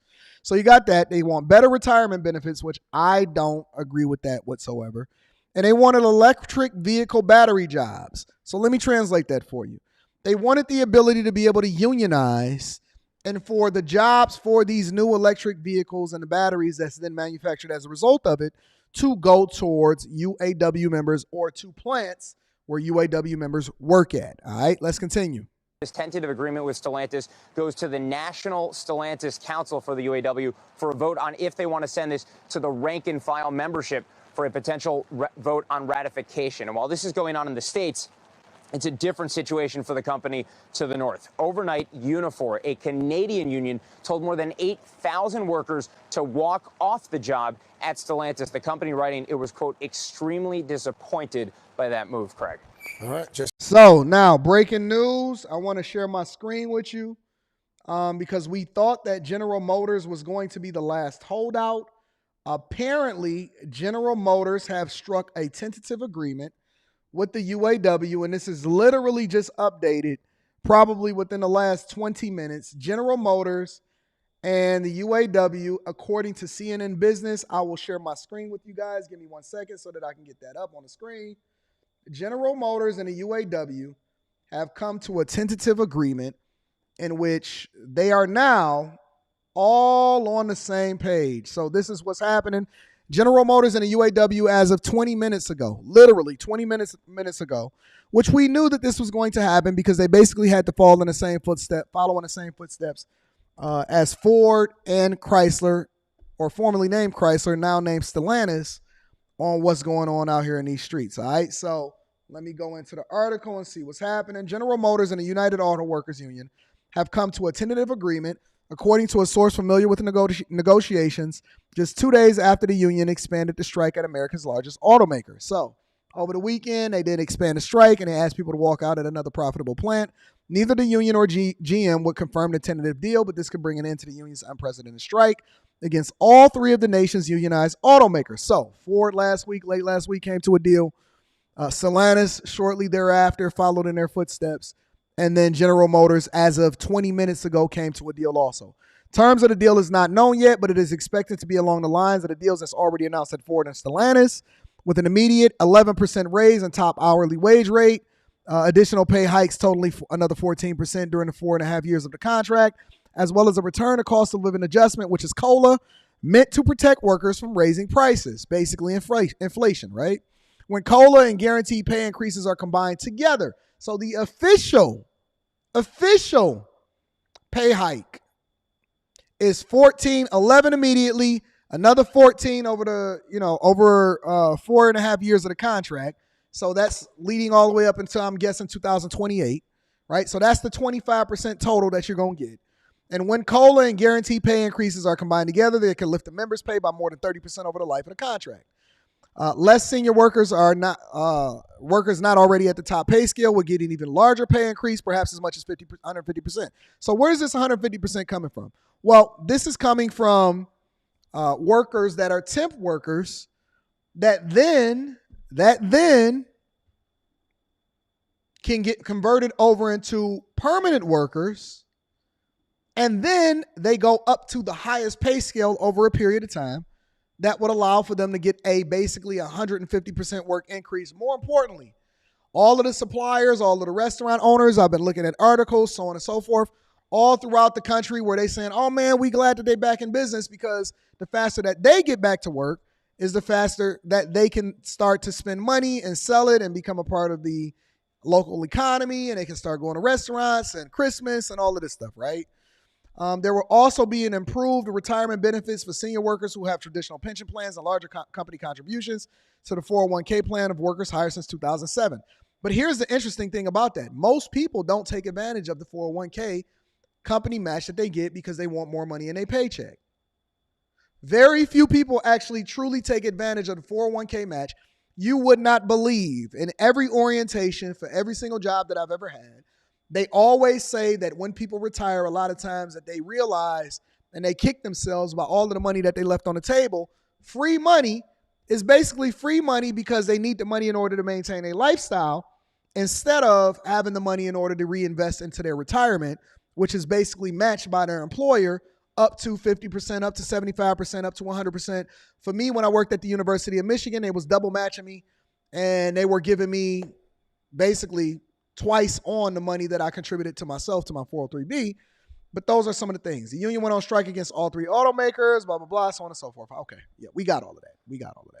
All right, cool. So let's move forward and let's hear from the UAW, from the main talking points, and we're going to try to speed this up, from the main talking points of what it is that they've recently proposed to and ratified, which was the foundation agreement that now Stellantis and GM are following in the footsteps of, in order to ensure that they get everybody back to work. This is Union President Shawn Fain, less than 24 hours ago, talking through the agreement and trying to get the union members to ratify the contract that they then strike with Ford. Let me see if I can fast forward it. Before we get into all that, I need to say a few words. Oh, God. There was a time when it was hard to wear this wheel. Our union has been through some dark days. And like many of you, I walked a lonely path. What we have accomplished together has turned this wheel around. When I see that wheel, I no longer see a union on defense, in decline, or under threat. When I see that wheel, I see power. I see the future of the working class. I didn't do that. Chuck didn't do that. You, the membership, did that.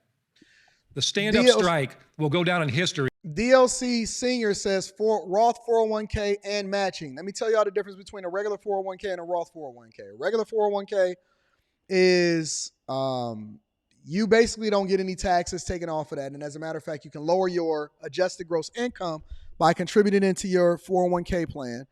And you don't get any taxes taken out of that, but then you pay the taxes later, but it's allowed to grow.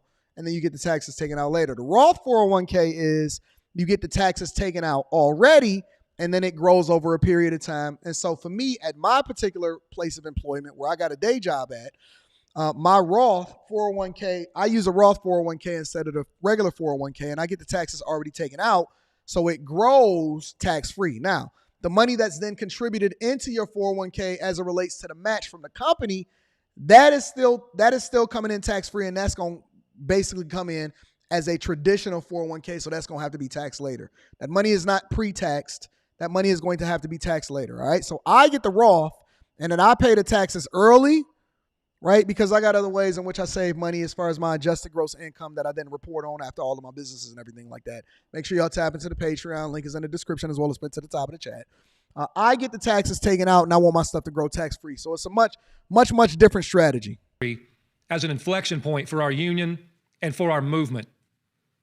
Just over 7 weeks ago, I asked you all if you had faith. I asked you if you were ready to move mountains. All right, I'm going to try to get to the part where he's actually talking about what it is that they want. Agreement. These are long documents with a lot of language. And as you know, it all comes down to the details. So we won't cover everything, but we want to go a little deeper on what we've won. Let's get into it. We went to each of the big three and proposed an expiration date of April 30th, 2028. We did this for several reasons. First, this allows us to strike on May Day, or International Workers' Day. May Day was born out of an intense struggle by workers in the United States to win an 8-hour day. I do not, and I know I should be looking at this from a business perspective, but see, this is the thing, right? Finally made it. Good morning, everybody. Blessings. Shout out to Jazz Y Art Studios. I appreciate you. They're already looking for or looking towards a 2028 strike date. That's how they led off, is that we proposed a 2028 specific strike date because of this day. And so they basically are already leveraging and having a conversation about how they can win even more and possibly have them on over a barrel. You don't lead off by saying, listen, this is what we propose in the strike in 2028 if we don't continue to get what it is that we want. If I'm the automakers, the first thing that I'm doing is I'm positioning myself to prepare for that right now. I am already starting to make sure that I position myself and put myself in a position to not have to deal with that. However they do it, I'm not sure how they can do it. But man, you don't lead off a conversation by saying the first thing that I propose is that we have a strike date of this in 2028. That's crazy, man. That's a struggle that is just as relevant today as it was in 1889. Even though May Day has its roots here in the United States, it is widely celebrated by workers all over the world. It's more than just a day of commemoration. It's a call to action. We invite unions around the country to align your contract expirations with our own so that together we can begin to flex our collective muscles. Let me hear some more of what he got to say. If we're going to truly take on the billionaire class and rebuild the economy so that it starts to work for the benefit of the many and not the few, then it's important that we not only strike, but that we strike together.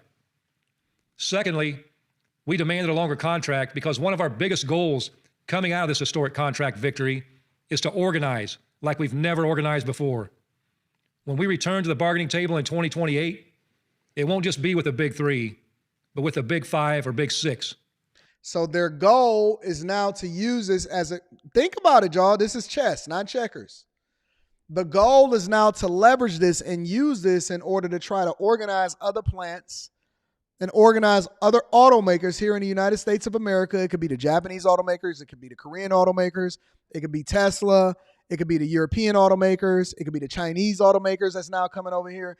And what they're trying to do is trying to move further south and further west over into other automakers where workers are not having complaints and problems and issues, and they're trying to swell their ranks by not convincing the automakers here in order to get more jobs. They're just trying to keep more jobs, and then they're trying to organize other automakers and then other places in order for them to continue to build up the union strike fund and become much powerful, much more stronger. And so the union is continuing to shrink, and now they're trying to expand, and they have not been able to, through all of these decades, organize other automakers because the people have rejected them and the people saying, we don't want that here, right? Even to the point to where traditionally in southern states, automakers have created jobs, good paying jobs there because of the fact that the union don't have a stronghold there. Not just automakers, manufacturing. A lot of people keep having a conversation talking about why did manufacturing go away in the United States of America? Well, it's not just the North American Free Trade Agreement. It's not just the tariffs. It's not just everything that Trump was stumping for during his last time that he was in office.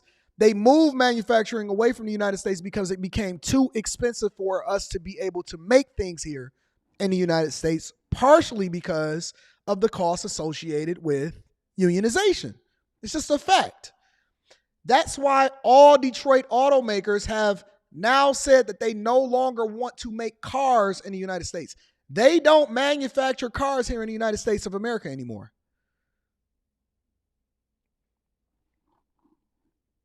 It's in Mexico, it's overseas, it's imported here in the United States of America, even to the point, if you look at the next time you go to a car lot, you don't even got to buy a new car. Go to the car lot, right? And what you're going to see is a piece of paper.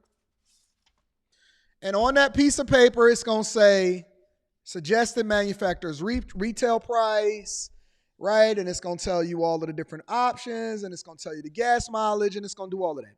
Along with that, what it's also going to say is it's going to tell you how many of the parts that's inside of the car, what percentage of the parts that's inside of the car is manufactured here in the United States of America. And then it might even start to give you a white lie and say, well, this is how many cars are manufactured in North America, which also includes Canada and Mexico. It will say assembled here in the United States of America, but all of the parts that's inside of the car may not necessarily be made here in the United States of America. Next time you go and you look at it, don't just look at the price of the car. Don't let them just talk about, what your car payment is.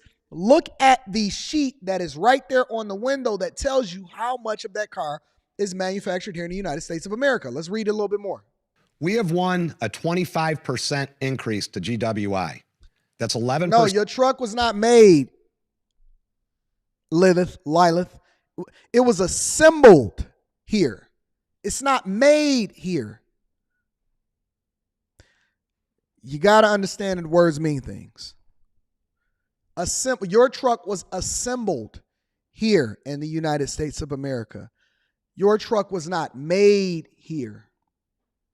When you look at your Apple products, right, it might say, if you look at this, right, if you look at any of this stuff, right, it may say designed by Apple in California, but it is definitely not made and manufactured here. Assembled and made is two different things, okay? Percent immediately, 3% in October 2024, 3% in October 2025, 3% in October 2026, and 5% in October 2027. The top rate, going off the most common production rate, most of the time it's on the box, will go from $32.05 right now to $40.82 by the end of the contract. With our new COLA, we estimate the top rate at the end of the agreement will be up to $42.60 an hour. Our skilled trades, after COLA, will be up to $50.50 an hour. Our starting rate will go up from $18.04 right now to $30.35 after estimated COLA. That puts the starting rate above $30 and the top rate above $40. Skilled trades will be making more than $50 an hour by 2028. So the skilled trades, everybody going to be getting the bag, long story short, okay? Everybody is getting money. Everybody getting the bag. Ford, Chrysler, Stellantis, everybody agreed, right? Everybody said that, yeah, we want to go with it. We're going to give y'all up to 25% pay raises plus a COLA and all of this other stuff, right? All right, so let's get a former Ford executive and his take on what is happening and what happened with these negotiations. This is Mark Fields. Mark Fields used to be the CEO and president of Ford Motor Company right before the current CEO of Ford Motor Company. And he's going to now give his take on what happened during the negotiations between all of the automakers and what the union is actually asking for from his perspective as an outside viewer that used to be the CEO and a C-suite of what it is that's happening in these manufacturers. A potential strike could be looming over the big three. The contract between the UAW and union representing about 150,000 workers of General Motors, Ford, and Stellantis expires on September 14th. The UAW is seeking a 40% pay raise and better benefits. Joining us right now for more on those negotiations, Mark Fields, former Ford Motor Company president, of course, and a CNBC contributor. It's always great to have Mark here because he has been the man in the middle of negotiations just like this. What do you think the state of play is, and what do you think is going to happen?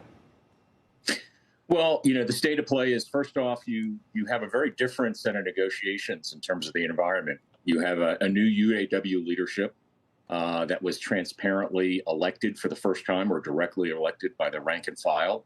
And so you have a new leader who wants to make their mark on the Detroit Three. You also have the transition to EVs, this once in a lifetime transition, which is going to be very tricky for the industry. So, you have the UAW who's made some, let's just say, their list of demands, which I think the UAW leader called them audacious and ambitious. There's some interesting things in there. There's some wacky things in there. But, they're starting the negotiations now. The contract is up on September 14th. And listen, at the end of the day, there's a lot of things the UAW is asking for, but I think the union will focus on getting wage increases. They'll focus on some kind of job securities and also some kind of transition to EVs, particularly for organizing some of the joint venture battery plants that are here in the U.S. And I think that's what they're going to focus on, Andrew. Mark, And so the interesting thing is this, right? If you pay attention to what Mark said back then, he was absolutely correct in his prediction of exactly what it is that the UAW was seeking. Now, the other part of it is this.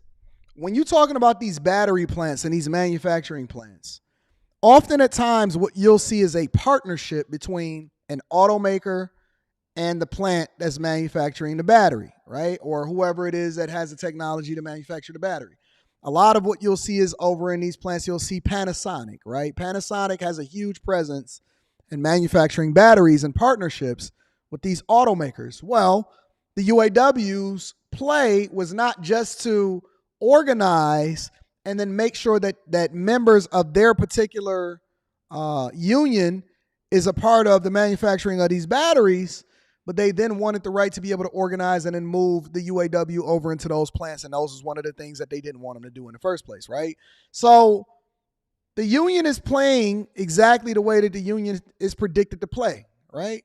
So we have to just be very, very careful in what it is that you are witnessing and how things are playing out, because the hand is already out there. And so how are the automakers then going to make the transition in order to adjust for it by 2028, when obviously he's already emphasized that that's when they're looking to strike going forward? How does this compare? We keep talking about the Hollywood strike, which has now gone on for quite some time, with the writers, of course, and now the actors.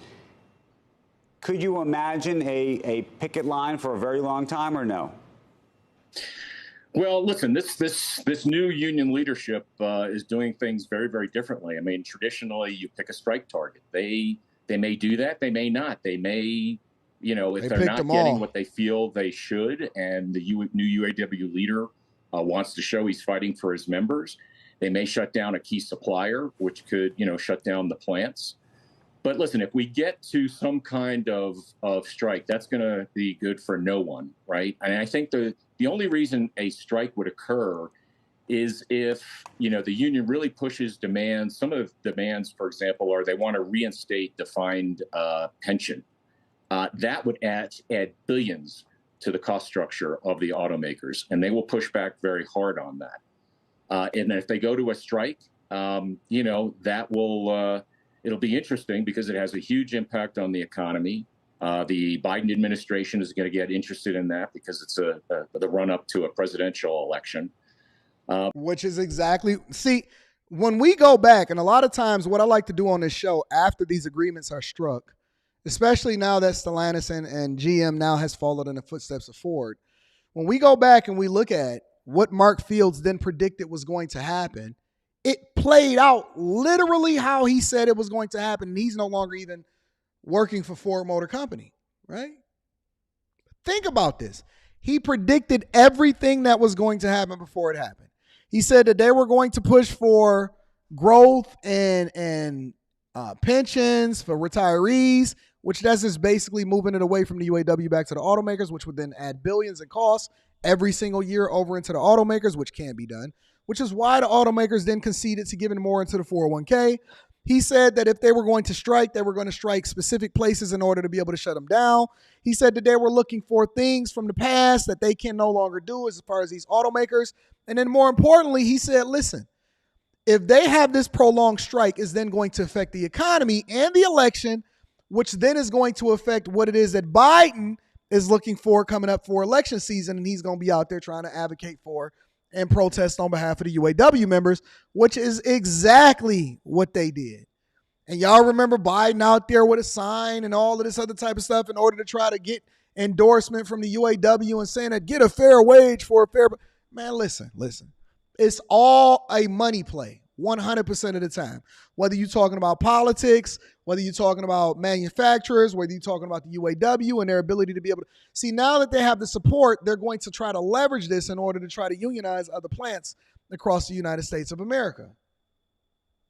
It's all 100%. Even them being very strategic on striking not just one automaker, but one particular plant in order to try to save face on the strike fund and the ability to be able to have the majority of the union then against them. They had to walk that delicate balance of advocating for the people while at the same time making sure that they continue to promote themselves and still paint the big automakers as the billionaires that they're against, even though they work for them and they the ones that cut their paycheck, right? So it's all back to the money. When you have it, when you break it down and you start to have these conversations, just remember, it always comes back to the money. 10 times out of 10, it's all about finances. All right. I got one more thing that I want to share with you guys really quickly, and then I'm gonna read the super chats and get y'all up out of here for the day.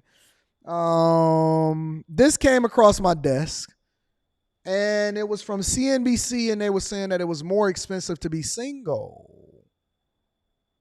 More expensive to be single. More expensive to be single. That's what they said. That's what they said. I have not watched it yet. I wanted to share it with you guys and react to it in real time. Make sure y'all get a like up for the algorithm. I appreciate you, Lunchbox. I'm going to be reading that super chat shortly. Nearly half of all U.S. adults are single today. That number has been steadily rising for several decades. Nearly 70% of men and about 65% of women were married in 1960. Now remember, when we're having this conversation, when you're looking at data and statistics, they don't measure it the same way that you do out here in these streets. They don't measure it the same way that you do out here in these streets. They don't consider being in a relationship as not being single. So when I have a conversation with y'all, and make sure y'all tap into the Q show tonight, when I have a conversation with y'all and I say, listen, either you're married or you're single, there is no in between. They don't believe in kitty love. They don't believe that you can write a note and say, hey, would you go with me? Yes or no, maybe so. Can you take me to the dance? See my boy. They don't do girlfriend, boyfriend. The only thing they do is whether you're married or you're single, and that's the only way in which they can parse through the data to come to a conclusion. All right? Remember that. Today, it's just over 50% of men and around 50% of women who are married. Young people are getting married later, if they get married at all. There are also people, of course, in unmarried partnerships, but I think that a lot of that really is people who are not ever going to be permanently partnered. 117.6 million Americans aged 18 and over never married, are divorced, or widowed. Now remember, I think we have somewhere around 350 million people in the United States of America, and then a large portion of those people are children. A large portion of those people are children. So now we have to parse through. We don't know how many children in the United States of America that's under the age of 18 exactly, but they know for a fact that 117 million people over the age of 18 are never married, have never been married, are divorced or widowed. So no matter what bucket that you put it in, basically 46.4% of adults, according to what it is that they're presenting to us, are single. They're not single for the usual reasons that you hear. Oh, there's not enough marriageable men for women or any of those kinds of reasons. But instead, that they find single life fulfilling. As someone single living in a major city like New York, it's definitely very stressful when it comes to personal finances. You have the full burden on your shoulders. So I would say the majority of my friends who are single.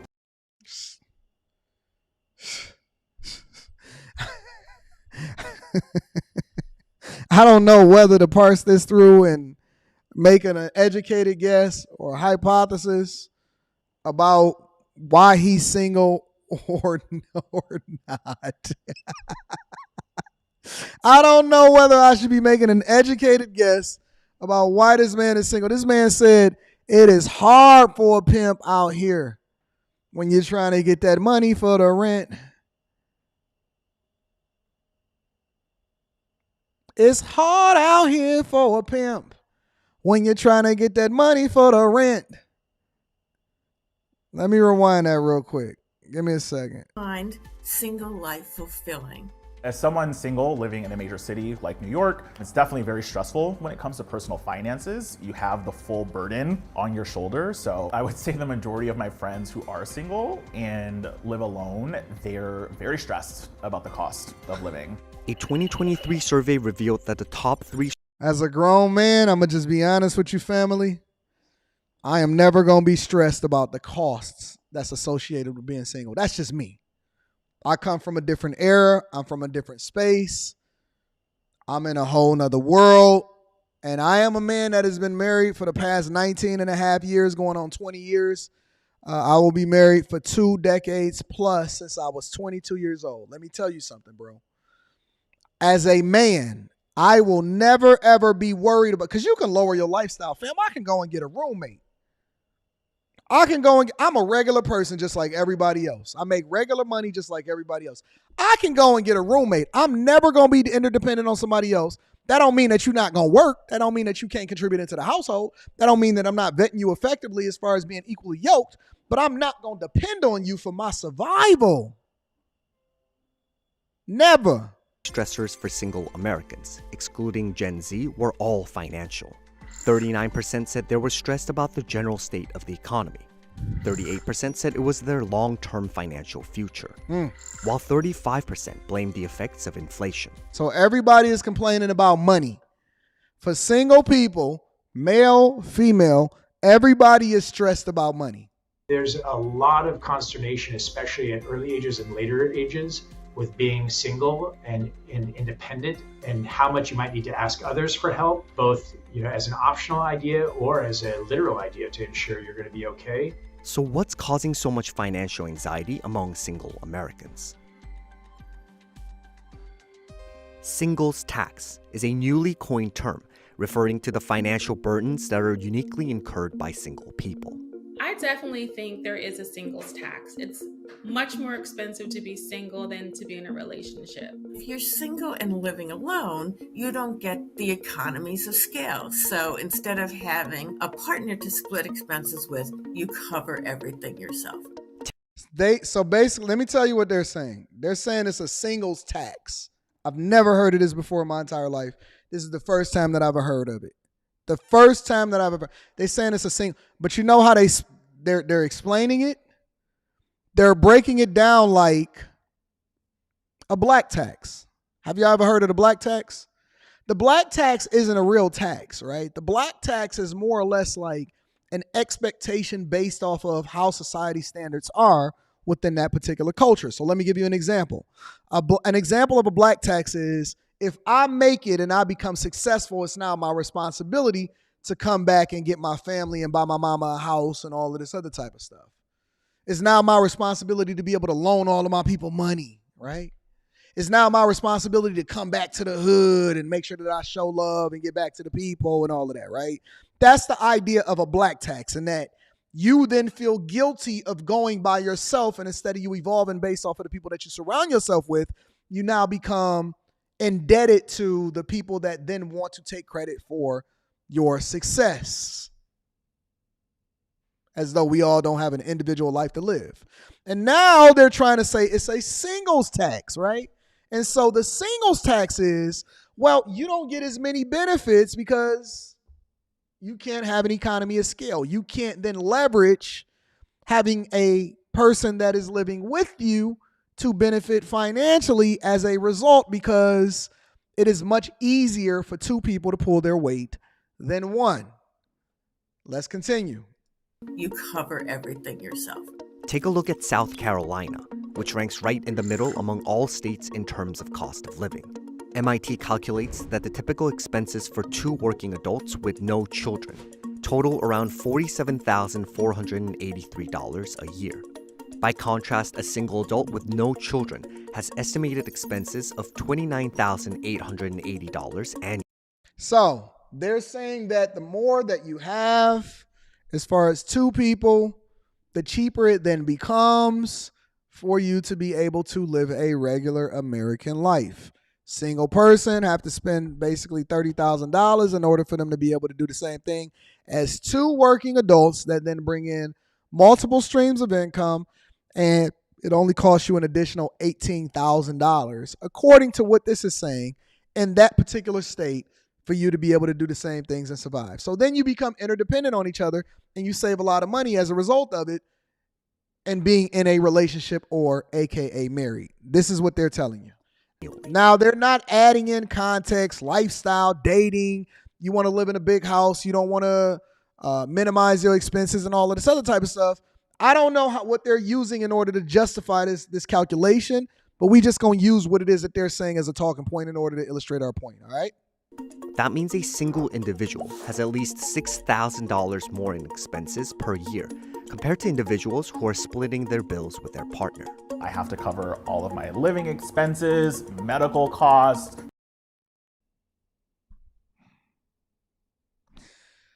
I don't know how to comment on this without making an assumption and a hypothesis as to the type of people that we dealing with on here, y'all.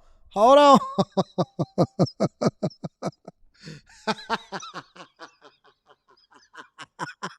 I don't know how to just go through and just take the data and break it down, y'all. We gonna have to add the context as to who's communicating with us and why they so interdependent on somebody else in order for them to survive. What do you mean your medical expenses? Dog. Bro. Medical expenses? What do you mean? I don't need to be on your healthcare coverage. I got my own healthcare coverage. Dog, I got my own healthcare coverage. Come on, man. Let's we gonna let this play for a little bit. I want to hear what they gotta say. Travel expenses, food, etc. Like everything is on you. There's Eat really less, no splitting homie. the bill, which is what's so nice about having a partner or being in a relationship. Break down the typical expense even further, and you can see that nearly every type of expenses, apart from medical, is cheaper per person for couples who have the luxury of splitting the check. But the problem with this and the context that goes into this is that often at times you don't have a person that is equally carrying their weight.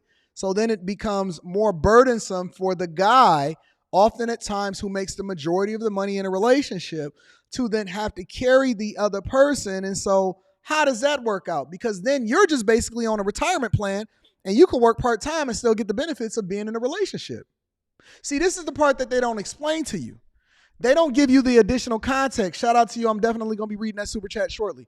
They don't give you additional context to help you to understand why it makes sense and why it doesn't make sense. See, this would be a perfect analogy. Shout out to Big Hertification. I'm going to be reading that super chat shortly.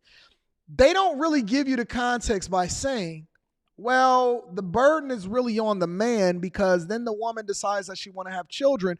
And so you can say, well, two people, it costs them less per person in order to have healthcare coverage because you get more people on one form of coverage, what makes it cheaper per person.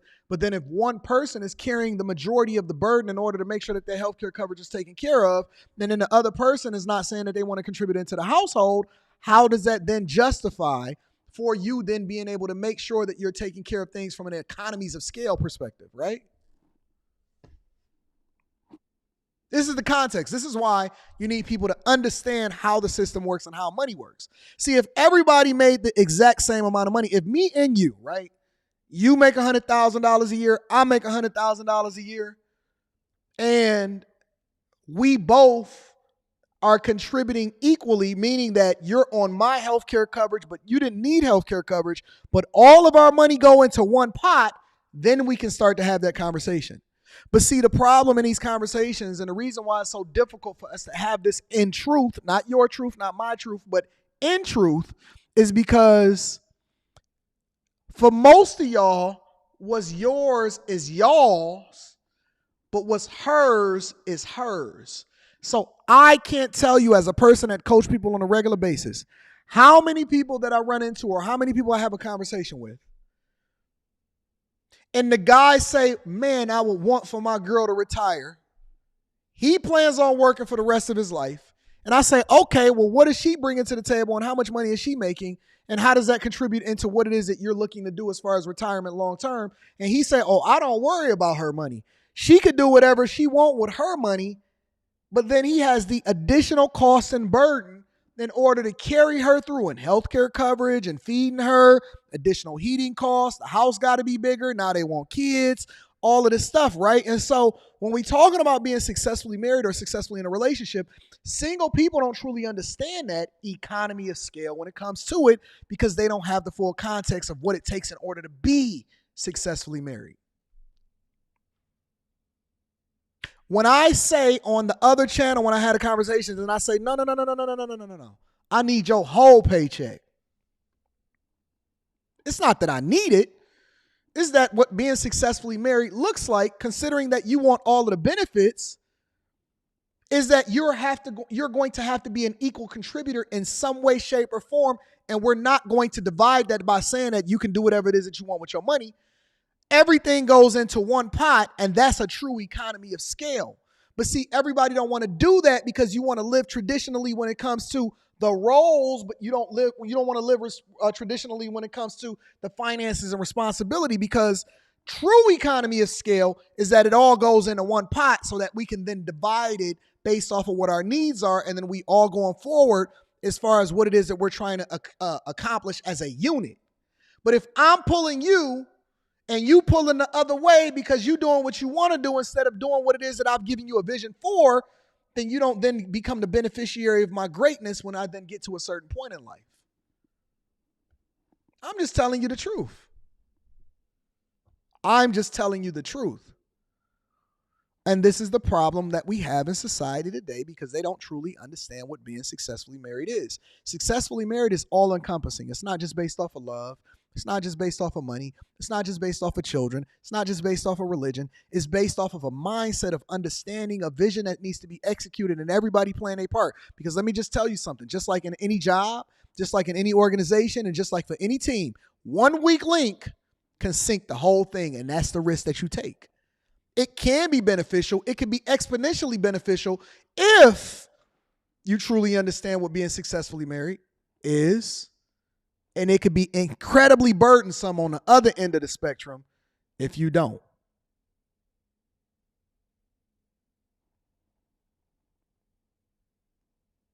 The only way this thing works is if everybody is on the same page. If you have one person that is not on the same page in a two-person household, it then becomes 10 times more burdensome than 10 times more beneficial.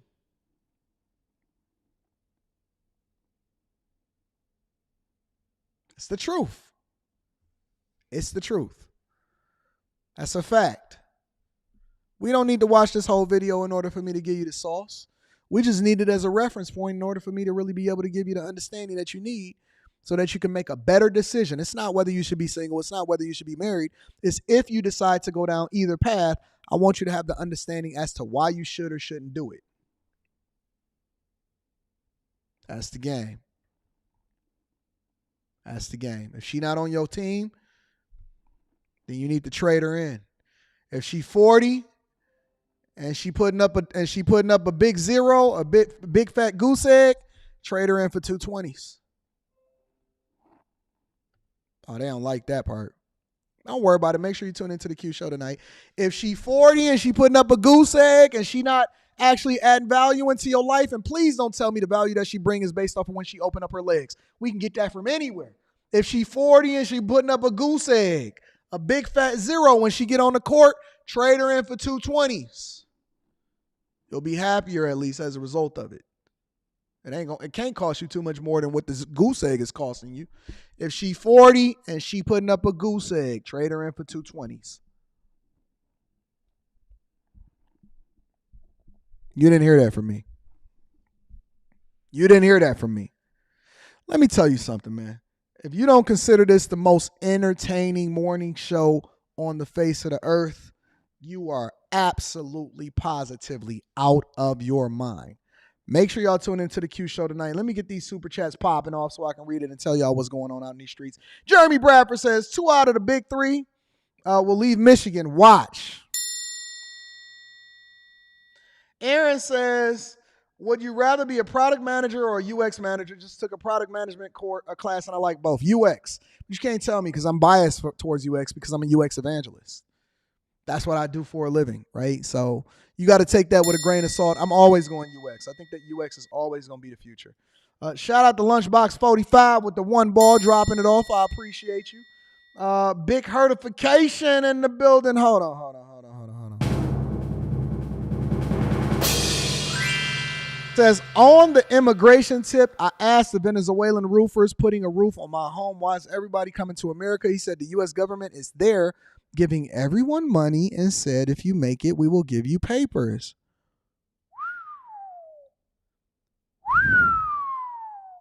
Big hertification in the building. Let me give you a double ball, bro. I appreciate you for the insight and understanding. Marriage, Politics, and Sports says they are adding zestiness into the equation. Ellie, shout out to Ellie. I appreciate you. Said today is my B-day and I decided to become a bag chaser. Here's to continued elevation and blessings. I love you, baby, and welcome to the team. I appreciate you. I can't wait to meet y'all in person. Black Silver Chair is in the building, says, today I took off 1 month of work to relax. Wife is working from home, running our business. Can't do this if I wasn't married. Marriage is a scam, y'all. Don't listen to Anton. Please stay single.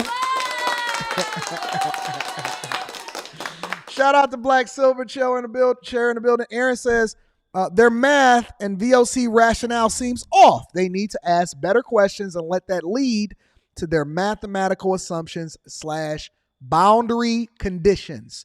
Thank you, AL. I appreciate you for always holding me down. First of all, let me give a happy birthday to everybody whose birthday is this month. I appreciate y'all for continuing to rock with me. Secondly, let me give a shout out to all of the bag chasers. Link is in the description as well as pinned to the top of the chat. Third, let me give a shout out to Teach Hanley, sponsoring the show. 30% off your first order plus a free gift. If you are not a part of the Teach class, the Teach Hanley pack is in the description. Ladies, get it for your men. Fellas, don't wait for the ladies to get it for you. We all a part of the Teach family and don't use no other Teach product. Make sure you're rocking out with the Anton Daniels Teach product. And then last but not least, first of all, I help y'all get through y'all day every morning. I make sure that I show up every Monday through Friday and I move everything around in my schedule in order to make sure that you guys are taken care of. I am transparent in who it is that I am. I show y'all things that y'all shouldn't be seeing as far as my own personal life. And I add that context in order to educate you guys on how you need to be moving differently when it comes to your finances, resources, and your relationships. If you have not hit a like for the algorithm, if you have not subscribed to the channel, please do so. Starting Wednesday, we will also be streaming on Rumble, and we got the Q show tonight. That's going to absolutely be popping. I love you guys. We are family. Y'all spend more time with me than your kids. You know what I'm saying? We are family, and I need you to do one more thing before we get up out of here today, ladies and gentlemen. First, let me read this super chat. J-Rock24K says, rip the Band-Aid off, AD. We're going to let him breathe today. I love you guys. I appreciate you. Thank you for rocking out with me. Make sure you share this with your family and friends. We don't want to be successful by ourselves. Tap in, man. Share this with your friends, man. The greatest morning show on earth. Your support is very much welcomed. I thank you. I appreciate y'all. Shout out to the Chasers. I see y'all tonight. Peace.